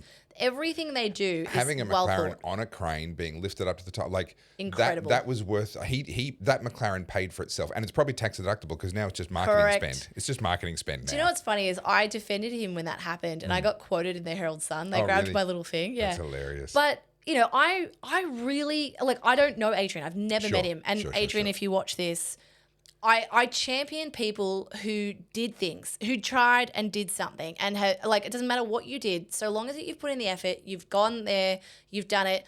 And everyone's saying, oh, he's an overnight success. No, he's not. And we know that. I'm not going to go down that trope. So can we start a campaign? All you oddies watching, can we start an online campaign? The first live in-studio, in-person guest for the Oddcast should be Adrien Portelli. Oh, I think so. Yeah. I would love to sit there and talk to him because like I said, I don't know him from a bar of soap. Yeah. I've never met him. But I see what he does. I see what Troy does. And all I can think of, these guys are genuinely good examples to the next generation. Yeah. Look at what they were able to do. Adrien went from nothing to billionaire. And he did so in 5 years? Very, very short amount of time. What I love is that they celebrate the things about humans that are human achievement. Take a Mike Cannon-Brookes. He's apologising for human achievement. Oh, no, I bought myself my little aluminium sausage that can fly through the sky at 0.8 of the speed of sound and has a toilet in the back and all kinds of other luxury features. Oh, I must be a terrible person. I'm really sorry. I had emotional heartache about this. Well, no, that's one of the pinnacles of human achievement, right? So this is to be celebrated. This is something that we should look at and go, holy crap, how is this even possible?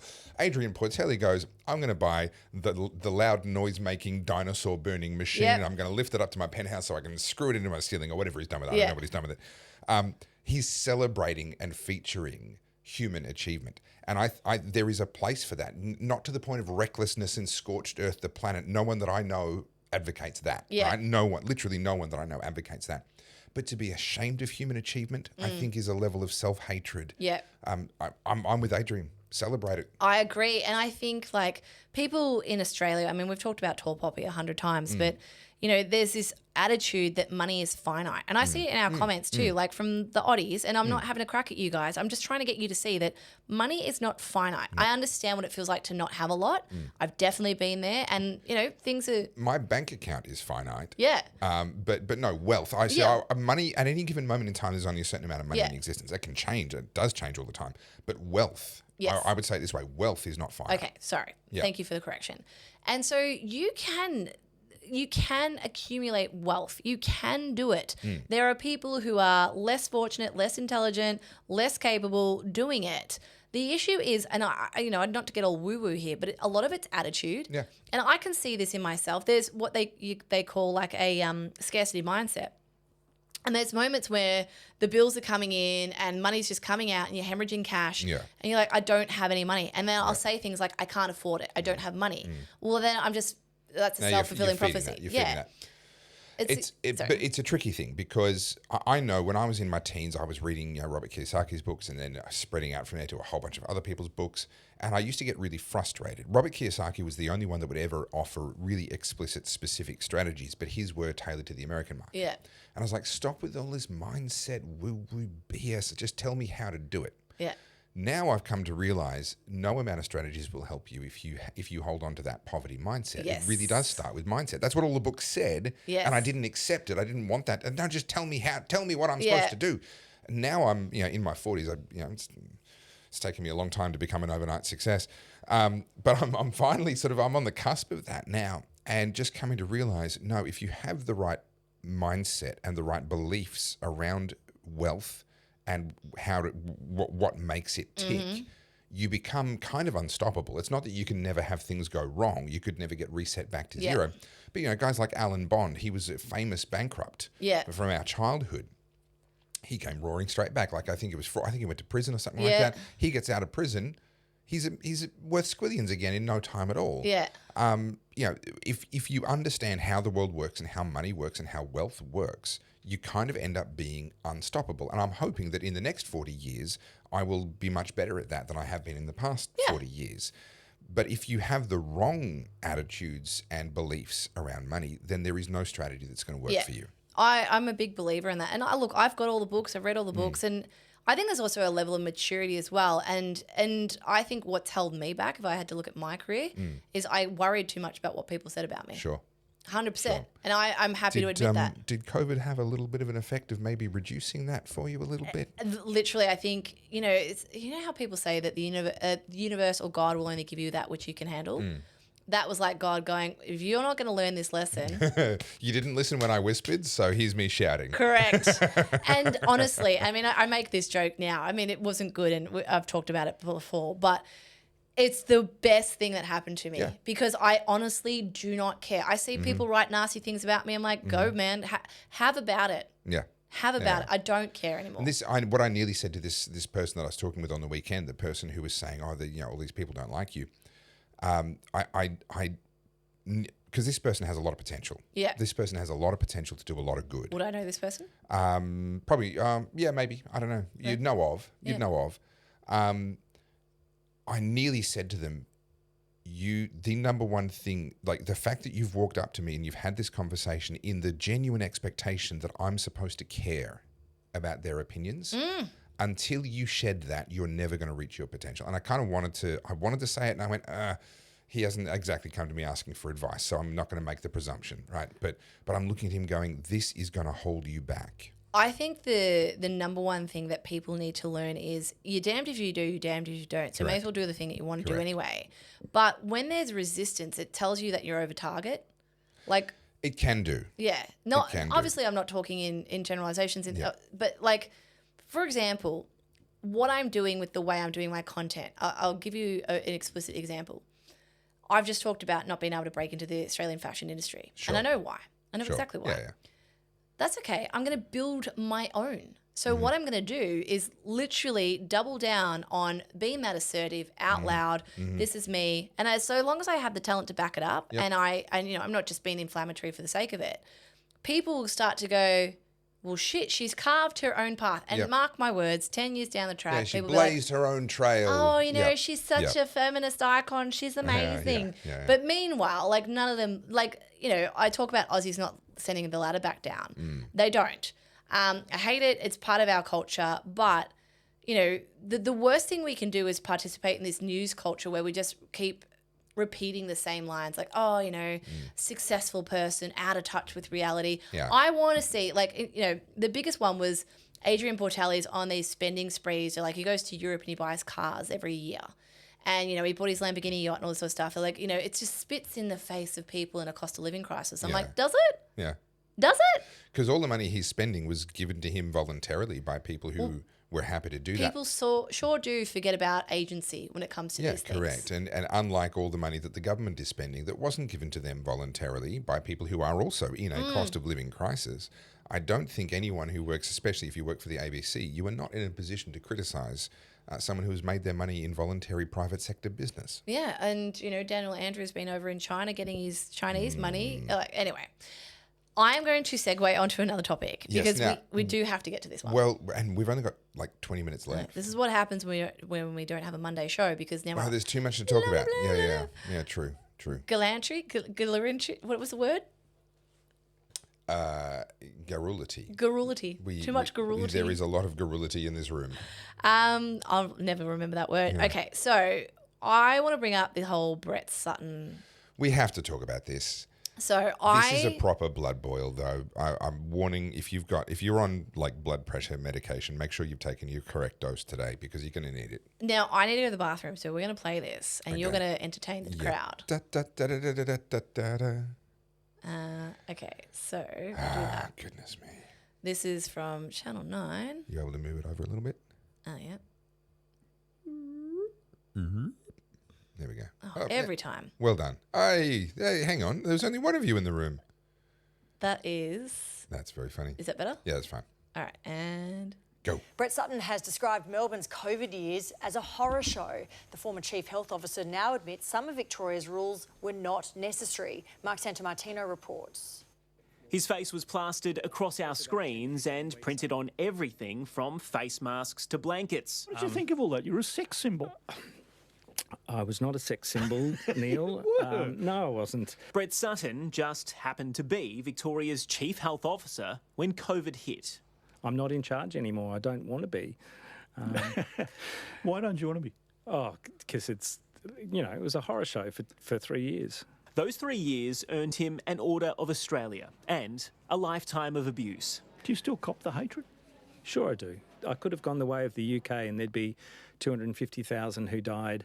And then it'd be the families of those who lost loved ones who'd be screaming at me in the street. And so there's no escaping that. Sitting down with Neil Mitchell, the man behind the health advice that Daniel Andrews acted on, wasn't playing ball on shutting playgrounds. Public health orders, I'm not here to talk about. Sutton did concede with hindsight some rules didn't make a difference. Do we really need to go through the elbow shot? No, we don't. But was it necessary? No, it was probably never necessary. And they're the things that we learn as we go. But with thousands dying overseas, he argues lockdowns were a harsh but effective option. Maybe we will agree as a society that we never want to do that again. I'm okay with that. Sutton, who is now a director at the CSIRO and still gets an annual COVID vaccine, would like more invested into prevention for everything from pandemics to AI and climate change. There's no hard hat wearing, ribbon cutting solution that's going to make it all good. That isn't stopping governments from spending millions of dollars to be prepared for the next pandemic. Moderna's... Yeah. So, the first thing I'll comment on is just how cavalier he was. Oh, yeah, we probably don't want to do that again. You think? Yeah, and there was a lot more context around that particular comment as well. He was saying, if we have the right levels of vaccination voluntarily, then maybe we can all decide that we don't want to do that again. Like, it was a very conditional statement. There's some revisionism happening in there. There's a lot of doubling down, this insistence that he saved tens or hundreds of thousands of lives. Oh, if it weren't for what we did, then we'd have the families of the ones that died. Oh, really? Then how come Sweden ended up with a lower blip in their all-cause mortality than what we did? And he still loves to use that reference of the UK. Yeah. We had significantly less deaths in the UK. So he's comparing an entire country to the state of Victoria. But also, I mean, there are so many other factors there in terms of how they mishandled COVID. They were putting people on ventilators and doing all the stuff that we know actually increased mortality rather than decreasing it. But I think, from my point of view, this is a guy who is now a director at the CSIRO, as was mentioned in that article. And he has started it's a particular area, the CSIRO area where he works is to do with science. Yeah. And he has started a agency that is for the promotion of trust in science. I've got the name of it wrong, but I'm working on a video about this, where he's specifically started this think tank organization that is about restoring public trust in science and combating disinformation is sort of the topic that it sort of focuses on, disinformation around science. Like, you are walking, talking disinformation about science. There was disinformation in that interview. He sits there going, you're talking about the elbow bump. Oh, it was probably never necessary. These are the things we learn as we go. No, these are the things we knew at the time. Yeah. One of the things that annoys me online, I'm watching people, posting that and saying, oh, he's finally admitted that he got stuff wrong. And then other people come in the comments and say, oh, hindsight, 2020 vision. No. We said it at the time, thank you very much. We were not there in hindsight saying, hey, this turns out that was actually the wrong choice. We spotted it at the time. We called it out at the time. To sit there and say, oh, well, maybe we decide that lockdowns aren't what we want to do. Well, what about those of us who already decided that? At the time, we recognized it. We saw it. This is not the right path. We got literally physically assaulted. Some of us got hospitalized from our injuries. The lady in red is a very public example of that, but there were many more other ones that weren't caught on camera or just didn't go viral. They were literally sending their brown shirts out on the streets to commit acts of physical assault for your safety. And for him to be coming out now and, being cavalier, you're not wrong. But also, by the way, in that same interview, he said, we'll probably have another pandemic in the next 10 years or so. I'm sorry. I thought they literally spent years telling us that this was a once in 100 year event. Yep. Now, that doesn't mean it happens every 100 years. It could happen it could happen multiple years in a row. There's just a 1 in 100 chance that it will happen in any given year. But to turn around and say, there'll be another one in the next 10 years, well, you must therefore be suggesting that the severity of COVID was less than what was claimed, which I would agree with, by the way. I would agree with that too. But where I I'm trying to hold in my rage, right? Because I feel like you and I have talked about COVID substantially enough for people to know where we stand. What I'm most pissed off about is that cavalier attitude. Like, if we all just had done it, then it wouldn't need to be mandated. We'd be fine. Yeah. That takes away from the fact that the mandates aside, right? And I have my grievance with that. You locked down the entire state of Victoria for 2 years. Yeah. And it called us.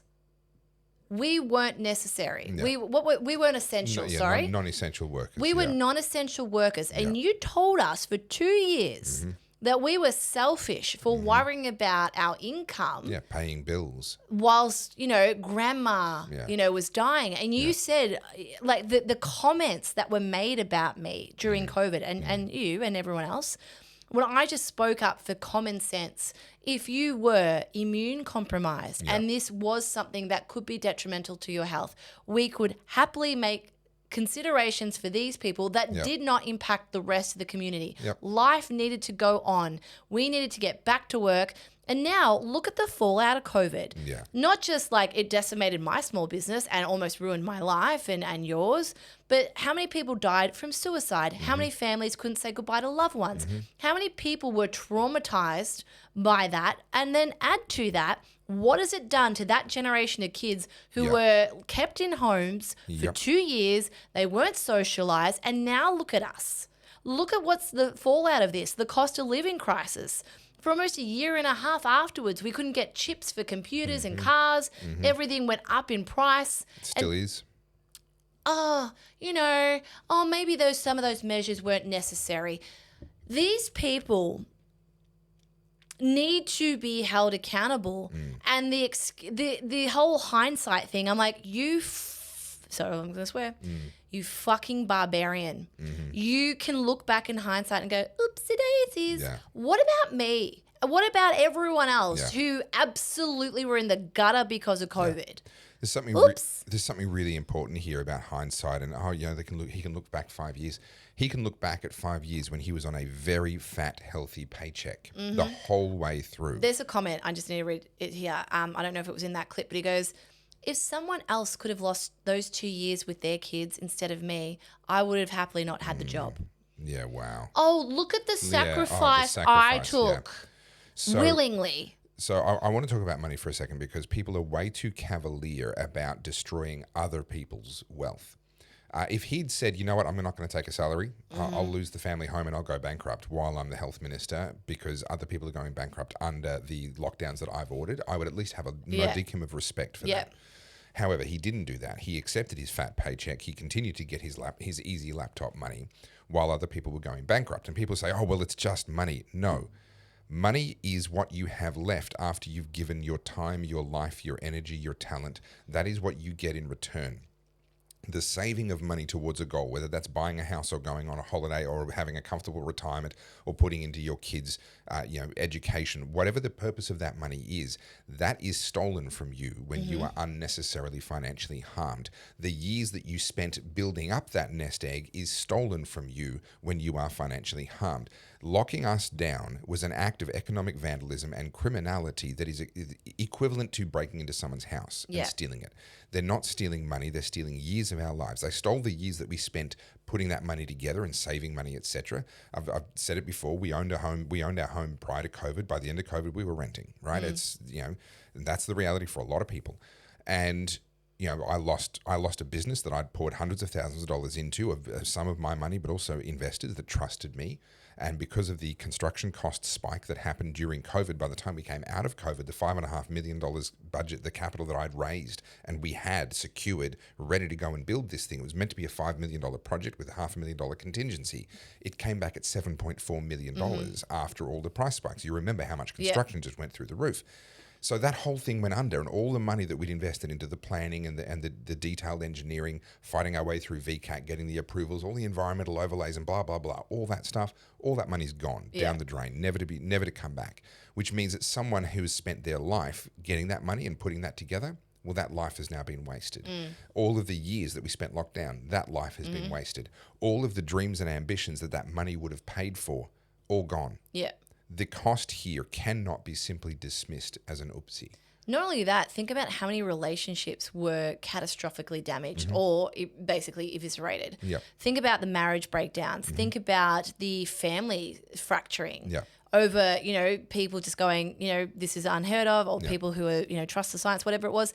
It polarized the entire planet. Yep. That's what lockdown did. That's the reason we are now in this point where if you do not accept whatever the left-wing media tells you, you're a Nazi or you're a fascist. Yeah. That is lockdown. That's what it did. He tries to use the excuse, it didn't come out in that clip there, but he tries to use the excuse that we had to make decisions quickly. No, you had to make decisions accurately. That's what matters. Speed, no. Speed doesn't help you if you're making the wrong decision. Yeah. If you're going so fast that you're making the wrong decisions, then you've become the problem. Yeah. You need to slow down. And if that means that every now and again you don't make a decision quite quickly enough, that is a smaller price to pay than to have you recklessly bull in a china shop style, making the wrong decisions in a hurry. Speed is no excuse. Yeah. But you said before about how we were speaking up about this. Was it yesterday, Google's come out saying, yes, we were censoring people. Yes. The Biden administration made us take accounts off. And Meta has said the same thing. And we talked about last week on the live how the hand's no longer on the scale. Yeah. And people like Geordies and punters are now realizing that, they're not that special. And they're all claiming censorship. Yeah. Oh, we're being censored. No.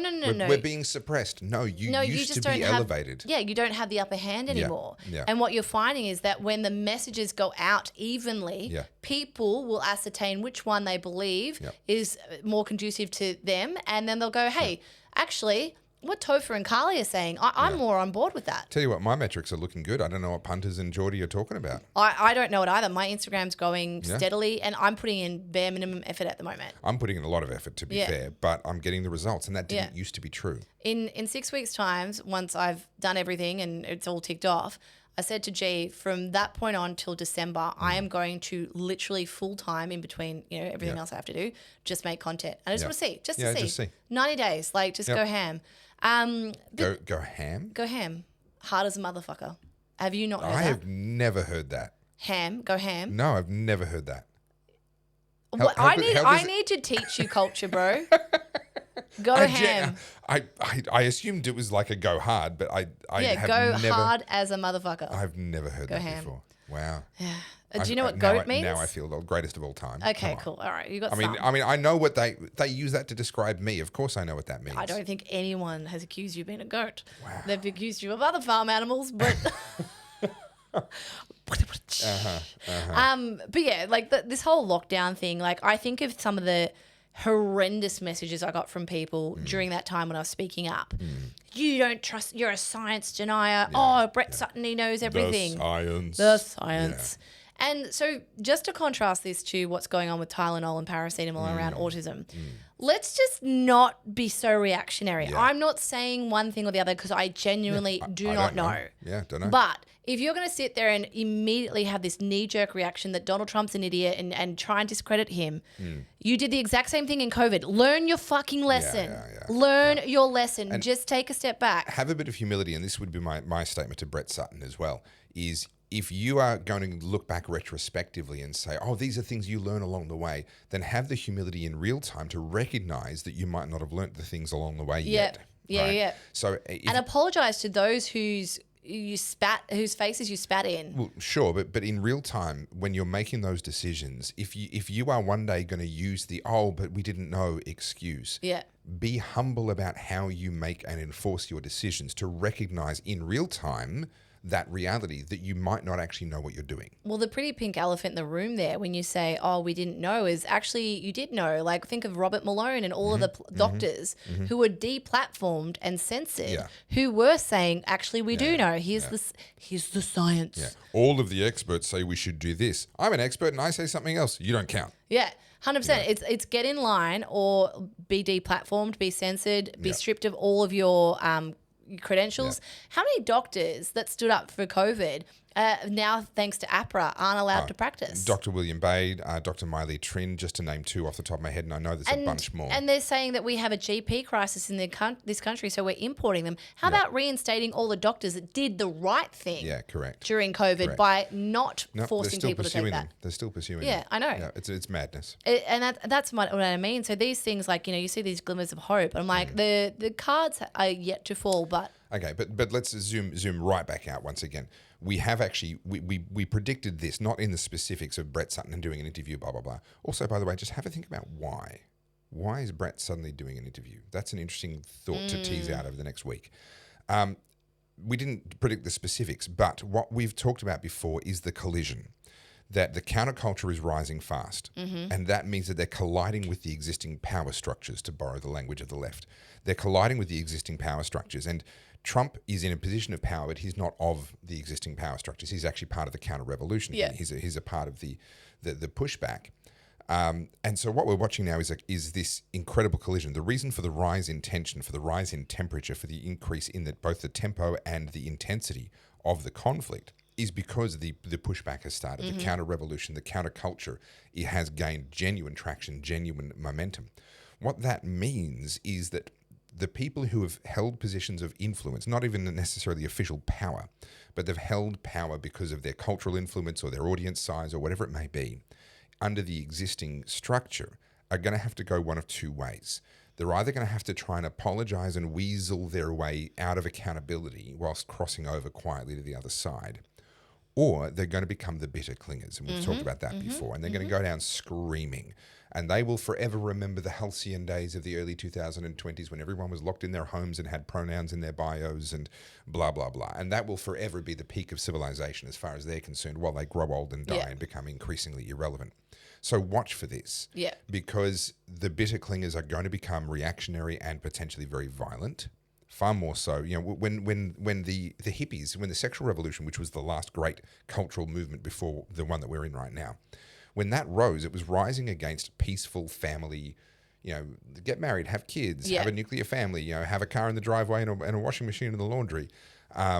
That was the culture. That was what they celebrated at the time. And so, of course, there wasn't a lot of spasms of violence against the hippies. Yeah. Most of the violence was from the hippies. Now, there was violence at that time politically, particularly around the civil rights movement, etc. But it wasn't as part of the sexual revolution. What we're witnessing now is a counterculture against the violent people. Right? And it's actually the peaceful people rising. And if you wanted, if you're like, no, that's ridiculous, look at what just happened when Charlie Kirk got shot in front of everybody. There is a conversation around that. I mean, and the issue is, you're not going to see this on Channel 9, guys, but when you know where to look, you'll start to see this. There's a lot of people who are on the moderate left or centre left who are saying the reaction from the right to the Charlie Kirk assassination has been of faith, of community, of coming together, of hope. And they're looking at that going, And I have seen, and look, not to get into Christianity discussions again, but there are so many people going, these guys seem to have it together. Because look at what our side does. I will caution, there does appear to have been either an AI campaign or a copy pasta campaign where almost identical wording has gone viral, particularly on X. I'm not sure what that means or who would have bothered or why that's happened. But about what I just said? Or? Yeah, of people saying, I've been a lifelong Democrat. It would always start with that. Yeah. And now I've seen the way they've reacted, blah, blah, blah, and I've just registered as a Republican. It appears to me to be a Republican National Committee or Republican-funded recruitment campaign around all of this. That would be a good way to take advantage of this. Yeah, and people are cynical enough to do that. So I would say... Caution that. A little bit of caution, particularly if they're bringing the politics into it. Yeah. If they're talking about rejecting Democrat and embracing Republican specifically, probably be careful. Yeah. But there is a hell of a lot of other people out there. Oh, there's a lot of people who that just are just saying, I went to church for the first time in 10 years. Well, not too much the church thing. There's people going like, I'm really disgusted with how people have behaved around this. It's really made me see some things. And look, revolutions weren't won in a day. And this is the thing about a revolution. People seem to think that, the French Revolution and the American Revolution happened overnight. Yeah, no. These are years. Years and years that dragged on for. And you slowly erode away at things. And I definitely think we'll see a shift towards normality, whatever that definition is to you guys. But It only happens when these conversations free flow. And just to, to bring attention to this again, even when you and I put videos out, you see in the comments people like, oh, I was with you until this. Like, yeah. I'll highlight a comment. What do you want, a medal? So we were, when you were talking to me about Christianity, and you were I was just happy to listen to you. Yeah. And I didn't interject because I didn't have much to contribute other than, hey, I went to through the Catholic school system. Yeah. And I said, my first opening thing is I have been in the Catholic school system. Yeah. I know the Bible very well. Yeah. But I have a lot of issues around the Catholic school system. Anyway, so this person in the comments was like, oh, as soon as I heard the Catholic bashing, I can't take this woman seriously, whatever. And I'm like, see, those kind of knee-jerk reactions, and to be fair, most of you guys don't act like that. But the reason I bring that up is that's what the left do. Oh, there's a discussion and it's not the way I want, immediately disregard it. Yeah. The only way this revolution really gets a foothold is if more and more people sit down with people that they disagree with. Yeah. And you might find that there's more things that you actually agree on than disagree. There's a great approach to that. That's so in Christian circles on the Protestant side, there's a bajillion different sort of they're called denominations. Sort of they've got slight variations on what they believe. Broadly speaking, we are all way more similar than we are different. Yeah. But human nature is to focus on the differences. Yeah. Right. So this group over here believes that infants should be baptized because baptism is really important. This group over here believes that baptism is really important, but it's crucial that the person understands what it means before they do it. So they say you have to wait till you're at least 10. Yeah. They're at war with each other, right? And I think it was my dad who first said it to me, just as an expression of, let's talk about our differences after we've finished talking about all of the things we agree on. Yeah. Right. That's such a good way to approach the reality is with most people, you would never get to the disagreements because you would never get through all of the things that you do agree on. That reminds me of, I think I mentioned it last week, that skit by the Babylon Bee about Hitler and the left. Yeah. Yeah, because that's exactly what it is. So hang on a minute. Like, we actually, agree. Yeah. We have so much. Yeah. Oh, yes. I won't do my German accent again. Please don't. Please don't. But that's, I think, the key to this revolution. So the more content, say you, me, and whoever else is putting out there, you're not necessarily going to agree with everything. And I guarantee the Tylenol thing, we'll have people in the comments going, this girl doesn't know anything. And that's fine. I'm having the conversation, okay? And it requires conversation. So just to draw a line underneath this sort of the counterculture thing, unfortunately, I believe we are going to see some really significant spasms of violence coming from people in positions of power who are losing their grip on power, and coming from people who thought they were a part of a privileged class who are losing their privilege. They're losing that status that they used to hold in society where we had that totem pole of grievances. And unfortunately, some of those people, they're not going to choose to try and weasel their way out of it and over to the other side. They're going to choose to try and stand their ground, and some of them are going to lash out. Like all revolutions, though, there will be moments where the mob, come for them. And when I say the mob, there's always going to be that. Them being the people pushing the revolution? No, the people, the people who had power. Had power structure, okay, yeah. And what that looks like, I'm not condoning violence, I'm not encouraging violence. What I'm saying is, like, it could be a case of, I'm going to just make up something outlandish. We're not going to see pitchforks and, people grabbing torches. But what it might look like is, this super woke CEO of a brand. Let's Ben and Jerry's, right? They're both very progressive people. One of them, Jerry's, just left the company because Unilever is now trying to say to him, hey, you got to stop this progressive stuff. Turns out selling out to a company involves them getting some control. Right. So this is probably a good analogy. So with Ben and Jerry's, Ben might go, well, I'm going to double down and I'm going to go even harder. And then what you're going to find is when the revolution is ripe, people will go into Ben and Jerry's stores and loot them, or people will boycott Ben and Jerry's. I don't think they will. Well, no, they might not. Because the people that are a part of this particular revolution are not those people. Yeah. No, I'm not saying our people. What I'm saying, when there's that chaos of the transition of power, there will always be the mass of people that go and do dumb shit. There will be the opportunists who will try and. I don't think this is going to be the kind of revolution that leads to unrest. Unrest in the pushback, yes, but not unrest in the way that the death of George Floyd led to looting and rioting and burning down of courthouses and all that sort of stuff. You don't think the progressive left's going to go down without a fight? I think the progressive left will have spasms of their own violence, but I don't think it'll be directed at the wokies. It'll be directed at the police. It'll be directed at courts. It'll be directed at the kinds of the Unabomber bomb the FBI building. It'll be directed at what they see as the people who should have stopped this from happening. I'm going to, I know we've probably got to end soon, but we haven't spoken for a week, so we've got a lot to talk about. But I'm actually going to go against you with that because just last week, and I didn't want to play the video, but Clementine Ford's like, we need more violence. You know, we had the whole discussion from the left around political violence, and is it ever acceptable? And they've decided that it is. And they've decided that it is. And we've noticed that they've decided Correct. that it is. And so, you know, for example, this whole Jimmy Kimmel being banned off ABC. Yep. You know, this is cancel culture. Now he's back on, watch MAGA burn down. These progressives are going to burn themselves out by constantly blowing the breeze like this. Can I just pause you on Jimmy Kimmel? Let's not forget that he fired a very close friend of his who'd been a producer of his for 20 years because they wouldn't take the jab. So I'm not sure that he's in a position to particularly whinge about getting fired and cancelled. Oh, look, I don't want to give him any more airtime. I think the guy's an insufferable twat. But what I do disagree with you on, I do think there will be a level of chaos that seems deserved or undeserved because you don't just have a transition of power easily. And what it looks like, I think, for the average Joe is your Abbeys and your Clems, they're going to be, when I say violent, I think it's more disruptive. I don't think Abby's going to come out there with fists and Molotov cocktails. I think it's going to be insane rhetoric on TikTok trying They're already there. Well, flame the masses, right? And that's, look, during COVID, a good example. Abby was like crazy about the vaccine. Yeah. Are you vaccinated yet? How come? You know, this is what you should do if people aren't vaccinated, right? Yeah. And what she had was she was on what was deemed the right side of the fence at that point in time. Yeah. But she just fanned the flames of her base.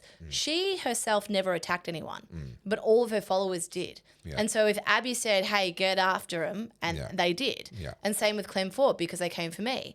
And so what I think they'll realise is people are just going, oh, man, this bitch again. I'm sick of this crap. Yeah, correct. And so what she thought was her army is diminishing. Yeah.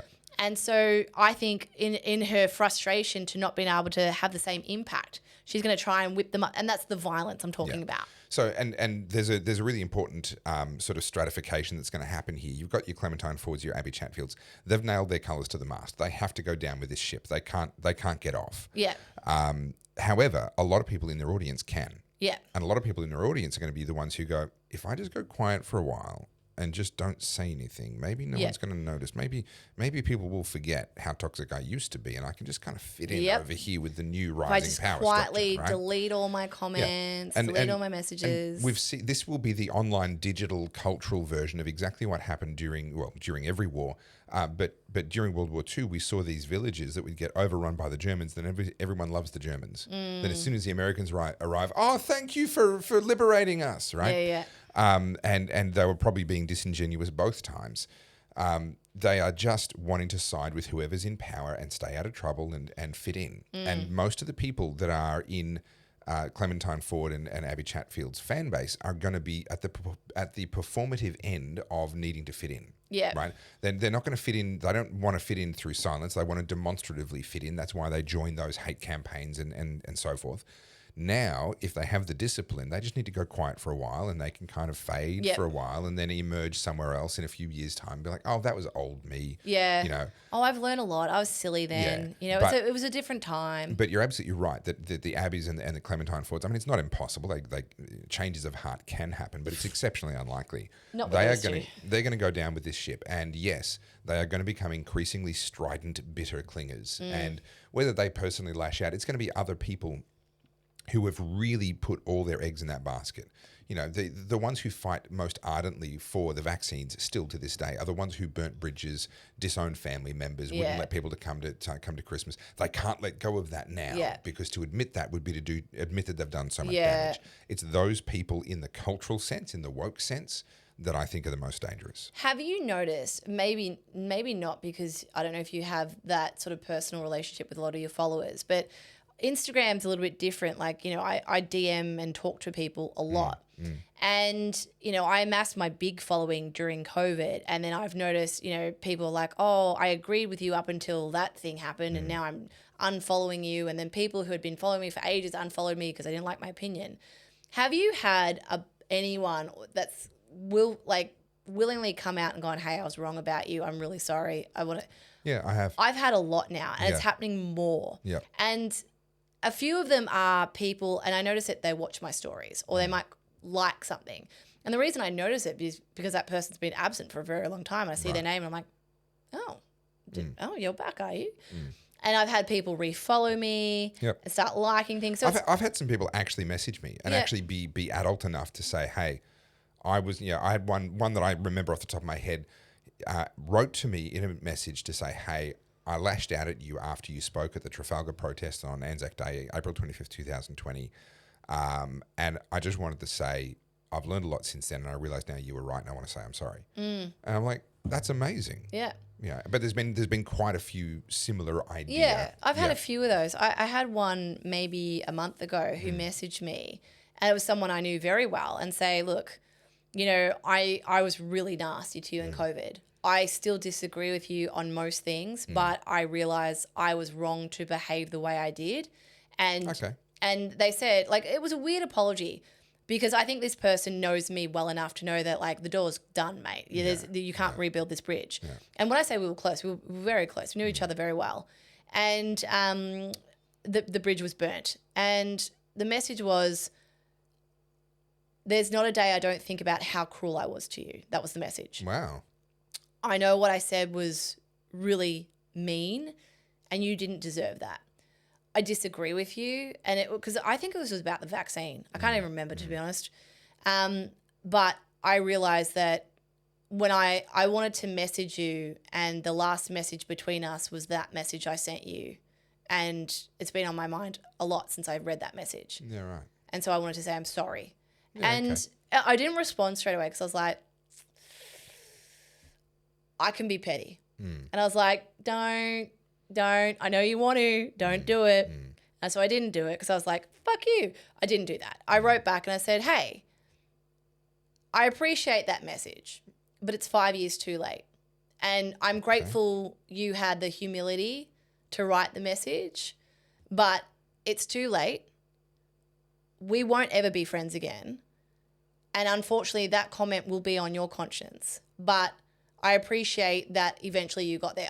Something like that. It was harsh. It was harsh. Remind me never to cross you. No, it was harsh. Yeah. And I'm going to tell you why it was harsh.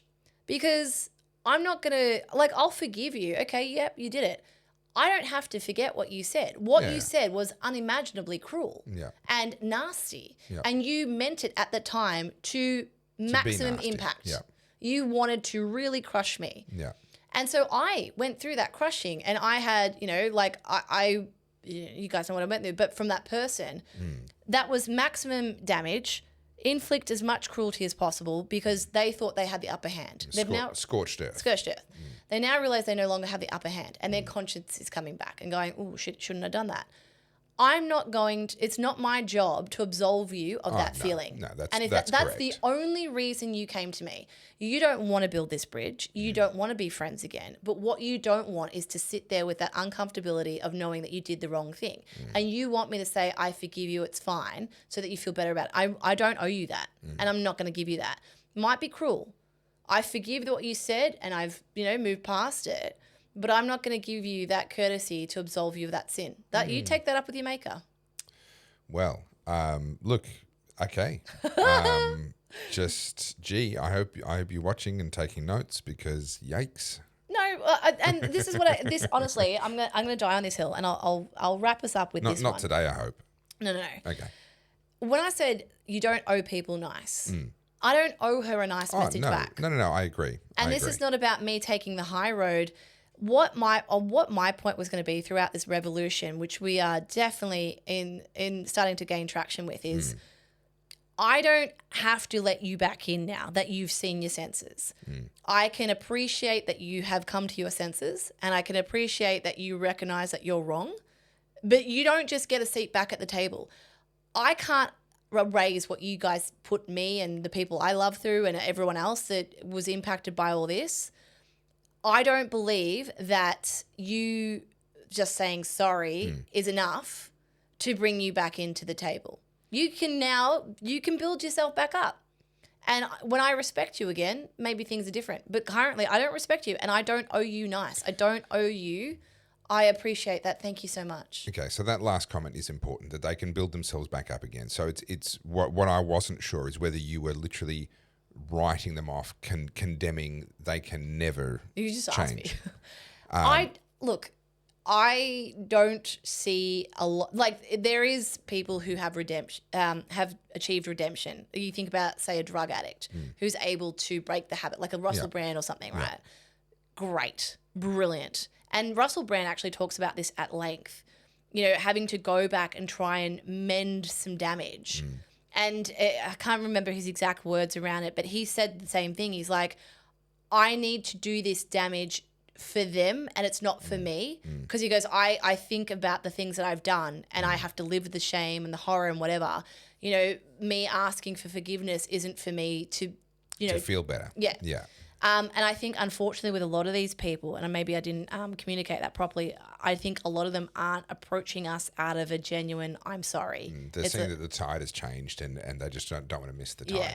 Yeah, and that's fair. I mean, I got into some trouble. I was speaking at a church and state conference in Perth, and a woman got up and asking questions from the audience. I was on stage with 3 pastors, and a woman got up and directed a question sort of more at me and said, you know, I used to be a part of a church. I was told not to keep coming during COVID because I hadn't been jabbed, and they were letting other people in and they were segregating according to jab status. And we haven't found a church since. And since then, you know, I've just recently started getting messages, you know, like, oh, well, you really should be back at church and blah, blah, blah. And someone else answered the question first, and they were like, oh, well, you know, you got to forgive and this and that. And I got, that really got under my skin. This is not long after, like, this was 2020, this is 2022, I think. And so the wound's still raw. Yeah, this got under my skin because the other piece of context, she was clearly traumatized. Yeah. She was clearly emotional. The level of emotion attached to her question was completely disproportionate to the question. So the emotion was coming from somewhere else, and the emotion was coming from the trauma that she'd experienced during that time living in West Australia. And so I went pretty hard. Yeah. And I called out churches for being hypocrites. And I said point blank, you do not have an obligation. You would be unwise, and you do not have an obligation to put yourself back under the authority of someone who has not asked for forgiveness or acknowledged that they got something wrong. Yes, you do need to get back into fellowship. That's fellowship. Christian fellowship is an important part of our faith and part of our growth. But to put yourself back under the authority of people whose judgment you know to be so poor, without them having ever acknowledged what they did. And so, yeah, and then the other pastor was like, well, you have to forgive. Yeah, okay, you forgive. You let go for the sake of yourself. Yeah. But that doesn't mean you put yourself back under their authority. No. Right? God, In the same way as, you know, you're not going to put someone, if a drug addict has hurt yourself, your family, you know, they're related to you, whatever it may be, you can forgive them, and it doesn't mean that you trust them, you know, around your kids or to go out at, you know, on a bender at night or whatever, right? Yeah.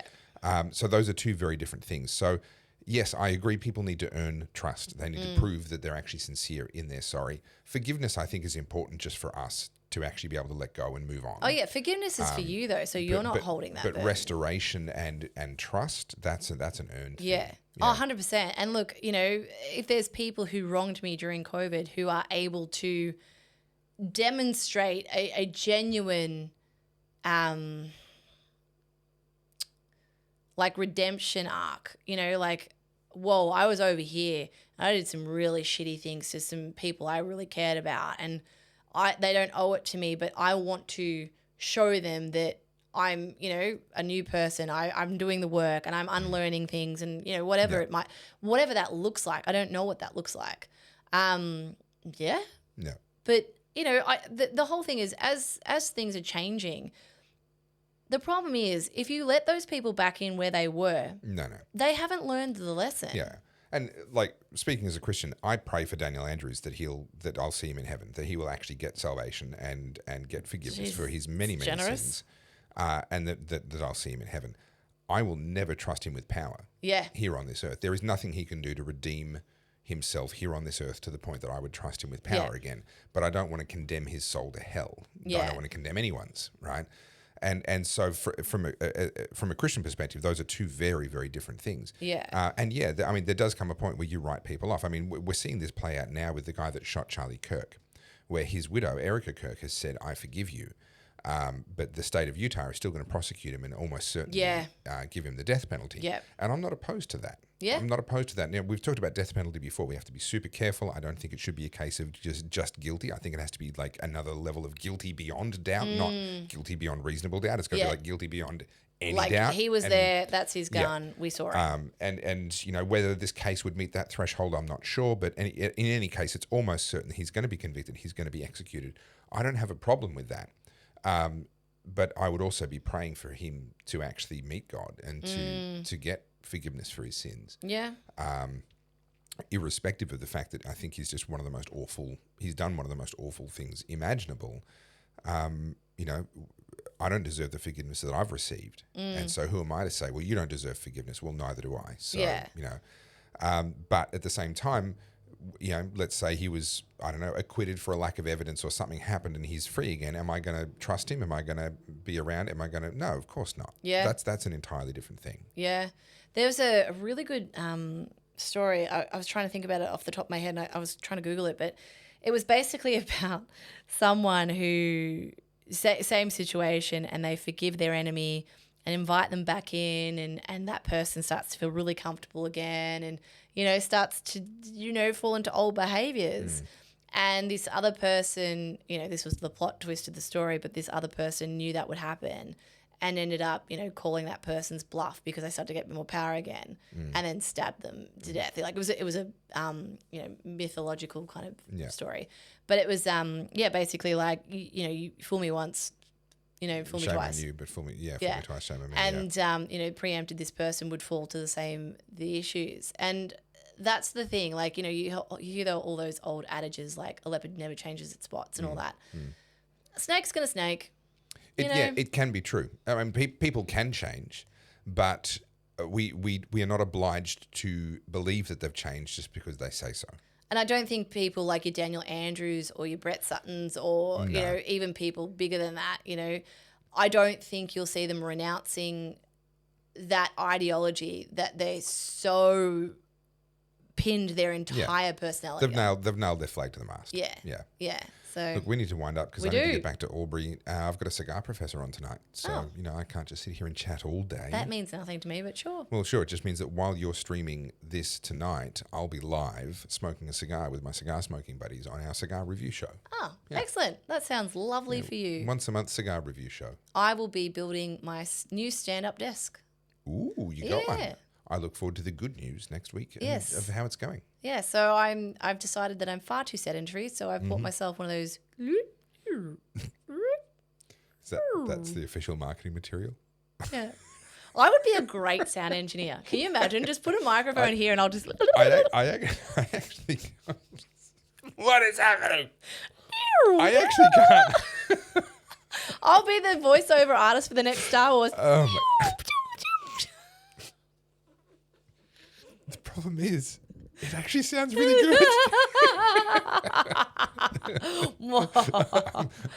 And on that good note, I would friends, watch a cartoon with that sound effect. Yeah.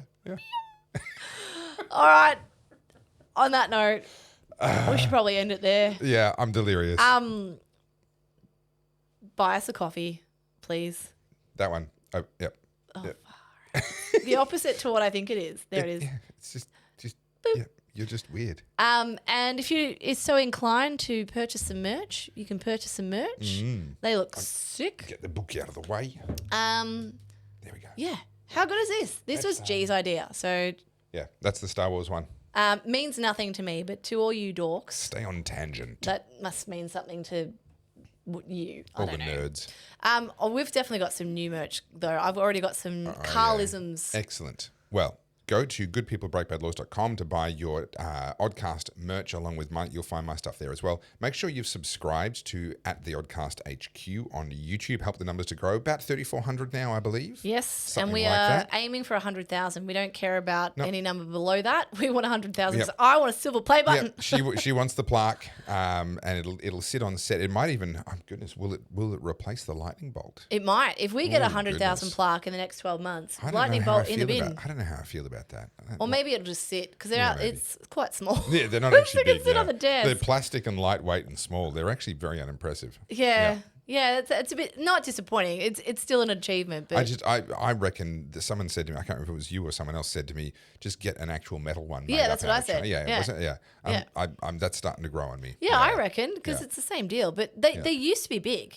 They used to be bigger, and I have this idea in my head that they used to be actually made of solid metal, but I might have made that up. That might not be a thing. Or maybe it's just because they used to look. Whatever influences. But guys, goals for this podcast. We want it to be big. It is growing and we appreciate it. But the only way it gets big is if you share it. Yep. So please share it.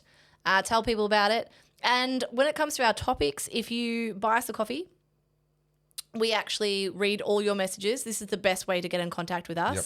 And we will talk about your segments. We'll be back Monday next week. Yep. Live. Yep. And Yeah. All right. Bye. That was good. Did it finish? Yeah. No, you haven't finished it. I can see it says meow. I was trying to catch you in like a little candid hot mic moment at the end there. Just saying what? I don't know. What I want to say is this is freaking impressive. You've actually genuinely, all jokes aside, I'm so impressed with how this studio's come together. Well, yeah, we did this last night. Is that why you're so easy to amuse today? You're just deliriously tired, completely underslept. No, seriously, well done. Thank you.